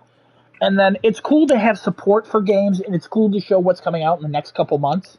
Like, October's going to explode with how much is coming out in October right now. But yeah, it was so weird. There's so many weird things. Like, why was Dying Light 2 there? I think they just jump on the hype for Dying Light 2 and Dying Light Platinum Edition. Yeah, they could have been like Dying Light Platinum Edition's coming out October 19th, get excited because then the sequel's coming out in February or whatever. But at the same time, they showed a cloud version of the game, and it's like, why are you showing this? Don't be proud of this. Mm-hmm. Like, show what you've made. A lot of this just didn't make any sense. I'm still giving it a 6, but Genesis, interrupt me. Go. I'm gonna drop. I originally said a 6 point. I actually originally said a 7. Then I dropped it to a 6.5. I need to change it again. I need to drop it down to a 4.5. What? Wow. Okay. The reason being, and I'm going to actually refer back to the PlayStation Direct for this. If I compared these two conferences together for what they set expectations for and what they want to show and what they were trying to accomplish, PlayStation did a much better job. They set expectations totally wrong on this thing for winter, like you originally pointed, obviously, starting with the summer thing. And who the hell starts with Monster Hunter DLC as an opener for their show? Like, what? It's not a terrible idea. Yeah, but it's not. That's not something you're gonna. And it's not even anything that they see. It's a teaser of a dragon. I think with the Sony conference, you need to not open with KOTOR remake, and with the Nintendo conference, you need to not open with DLC. They probably should have started with Kirby because that would have got fans excited and stuff, and that would have been a good start. And then show DLC for games. Like everything was a little bit out of order. Yes, I would have thought that way as well. I would have thought, or start with Metroid Dread. I don't care. That would have been even better if you started with Dread. Metroid Dread. Well, I think if you start with Metroid Dread, people would assume Metroid 4 would end it. Well, no, because that I guess you could assume that. But the reason why I'm saying Dread is because it's a winter showcase. That's the first game that's coming out before winter. Show that first, and then go in chronological order, like what you're looking at. A KOTOR, I mean, for PlayStation, I think regardless that was good. But yes, I don't think they should have opened with that. It was that we all were like, what the.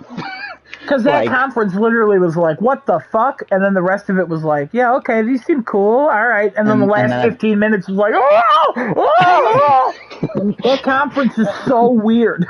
But in terms of what they were trying to accomplish, PlayStation did a much better job than Nintendo. And if I look at that, like, structurally, Nintendo definitely dropped the ball on that. They did good with Kirby, they did good with Metroid Dread promotion, they did good with Bayonetta 3, and what do you call it? What was the other exclusive they announced? Oh God, why is the name escaping me? ArcRaiser. No. The other one that people were like, oh, this is Wreckfest PS2 edition. No, actually, you know what? Just those three for now, because I can't remember the last one. Whatever, it'll probably come to me later. The announcements on top of the announcements. This is the only company that does this, and I don't understand why they do this. Microsoft doesn't do this, and Microsoft does do this. When did they do this? At the opening night live thing the day before. Oh, but that was a day in between. Like, we're talking about a month to 2 months to 3 months in between. At E3, they said tune into TGS and everything. Every person does this, where they're like, hey, we have a thing going on, or... But was that during the show or after? Was that after the show? During the show, they said more information at TGS or later this year. That's not uncommon.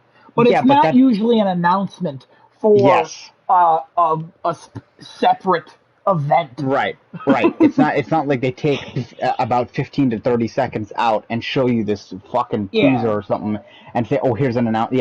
Yeah. Microsoft doesn't go, hey, by the way, Halo Day, November 18th. We're going to talk more about Halo. Like, what? Why? What? And then not talk about it. You just mention passing, which is the way they should have done it. Just mention it in passing and say, okay, here's another, like, part of that highlight reel they had at the end. That should have just been part in there. Like, done. Finished. Hey, I know you're excited about Smash Tune in October 5th. All right, moving on. Hey, I know you're excited about Animal Crossing. More updates coming in October. We'll announce that. New free updates coming in November. Other free updates, Mario Golf. Other updates, hey, paid DLC to Monster Hunter.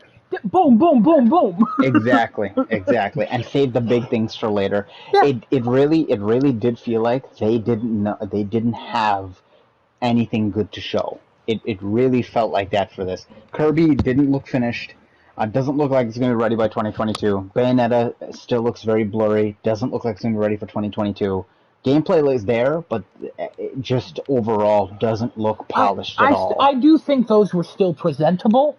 And I do think those were deserved to be at a show. It seems they wrote things on Post-it notes and then threw darts at a wall to see which one would go first and second and last and third. Like, that made no sense. Yeah, overall pacing of the show was very odd, too. Yeah, that movie announcement really killed a lot of things. They should have saved that thing for just a simple, like, interview or something like that. Like, post on the internet, like a blog post or whatever, like PlayStation blogs type of style. I would have announced it there. I would have still announced the movie there. I just think the casting is bad for Mario. I think the movie's out of place. I don't know. I saw it and I was like, why are they announcing this here? I don't understand. That's why, because people will be like, what the hell is this? And then it trended. It's just a way to promote the movie without spending money on the movie. I'm also very shocked that we did not see a limited edition Switch OLED. I was 95% expecting that if Dread showed up again, there would be a special edition console. They do that so much. They do that so much. They do it almost as often as PlayStation does it. If they ever will again. But yeah, I didn't. That's a good point. I didn't even think about that until just now when you said that. Because we're looking at the release date for that, and they didn't even talk about it. They didn't say anything about it. Like, they didn't even remind people of it. I'm like, okay, all right then. Yeah, no mention of the OLED at all. Yeah, they just completely blacked that out of everything. Like, I understand it's just a refresh of the system, and a very small refresh at that, but this is Nintendo. They want to make money on that, no matter what. Hey, we have an OLED coming out. That's where you want to play your games. Upgrade. Play Dread on that. That's where you want to play Dread. Also, limited edition Dread console coming. Get yours today. Pre-order start after the show. October 5th. That would have gotten people... Smash version of the OLED. Yeah, that would have gotten people hyped. That would have been an easy point for them in this entire conference. People would have immediately rated them a point higher. I think, well, if you think about it, then, like, you could say, like, hey, we want this Mario movie to trend. Well, we can't have it trend along with Kirby and along with Bayonetta and along with Smash edition of the Switch. Like, let's spread these out. So maybe October 5th is when they announce, like, a Smash edition of the OLED or something. I guess. But sure, you could have it. I mean, Sony does that. Spider-Man trends along with KOTOR, along with the God of War, along with... Yeah, but then they compete against each other. And that's why Sony likes to try to spread those out typically. Not so much lately, but it's usually... Usually game companies try to spread all their announcements out so they don't cannibalize each other. You know what I also found missing from here, which is apparently coming out very early next year, unless it's already out and I'm mistaken, The Witcher 3 Switch port. I think that's already out. Is that already out? I thought so. That got delayed. I'll look it up. Yeah, please do, because I thought that was going to be here too, to kind of play on that one with early next year, if it's not already out. But if it's already out, then I'm completely wrong about that. I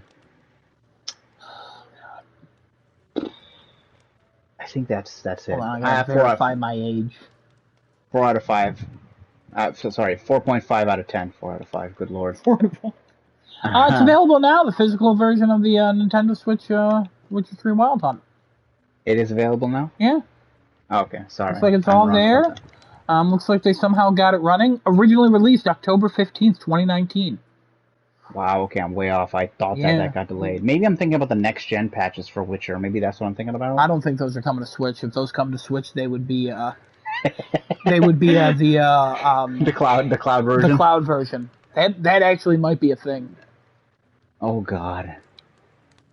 Shin Megami Tensei, they did not capitalize on either. That's one they missed. They only showed it in a highlight reel. I'm like, dude, are you stupid? That should have been something that should have taken Monster Hunter Rise's spot to show more gameplay of that. People would immediately been like, yes, thank you, Nintendo. That has such a cult following for that game. But yeah, that's it. Anybody else got any other thoughts, comments, concerns, anything they want to put on the table, to dig out or something? Oh, there's a couple things that happened over the last week or so. The Star Wars game with the Quantic Dream. Thank you, Kevin, for whipping your meat out on the table. I appreciate it. That's not meat, that's leather. You want some meat on the table? Thank you. Yeah, appreciate it. Anyway, go ahead. The Quantic Dream game, Star Wars game. There's also Machine Games is reportedly working on other games other than Indiana Jones. You're talking about rumors? I'm talking about just what's happened over the last week. The Sony Pictures CEO for animation says there's more acquisitions in the works for video games. Because he said the future is in video games. Yeah, I sent the article. So there's quite a bit we could talk about. We've kind of been going long. Because it took Decimoto forever to explain what Bayonetta 3 was. So... we can always definitely pick it up next week. Maybe we'll do a news segment next week for a lot of the things that are going on, because there are quite a bit of topics that actually happened over the past. Hey, if anybody watches, just tell us what we missed. What do you want to hear us talk about? Absolutely, give us some feedback. Miyama or whatever, who's that person that they're definitely not here? Mian. Let us know what you want us to talk about. You're definitely not here, but let us know. Absolutely. With that, I think I'll wrap us up and we'll say goodbye until next week. Yeah. Everybody, keep an eye on our Twitch, obviously twitch.tv/craftingachat, youtube.com/startingtoolate. We'll see you guys next week to talk about some news. Please give us ideas on the Twitter. Drop us any ideas you want on the Twitter. It's twitter.com The handle would be at chat chat crafting. No, crafting. Yeah, chat crafting. Yeah, God Lord, I have to remember how that is. At chat crafting. And we'll see you guys next week. Everybody stay safe, and bye, everybody. Bye. Happy holidays. What? I just did bye-bye,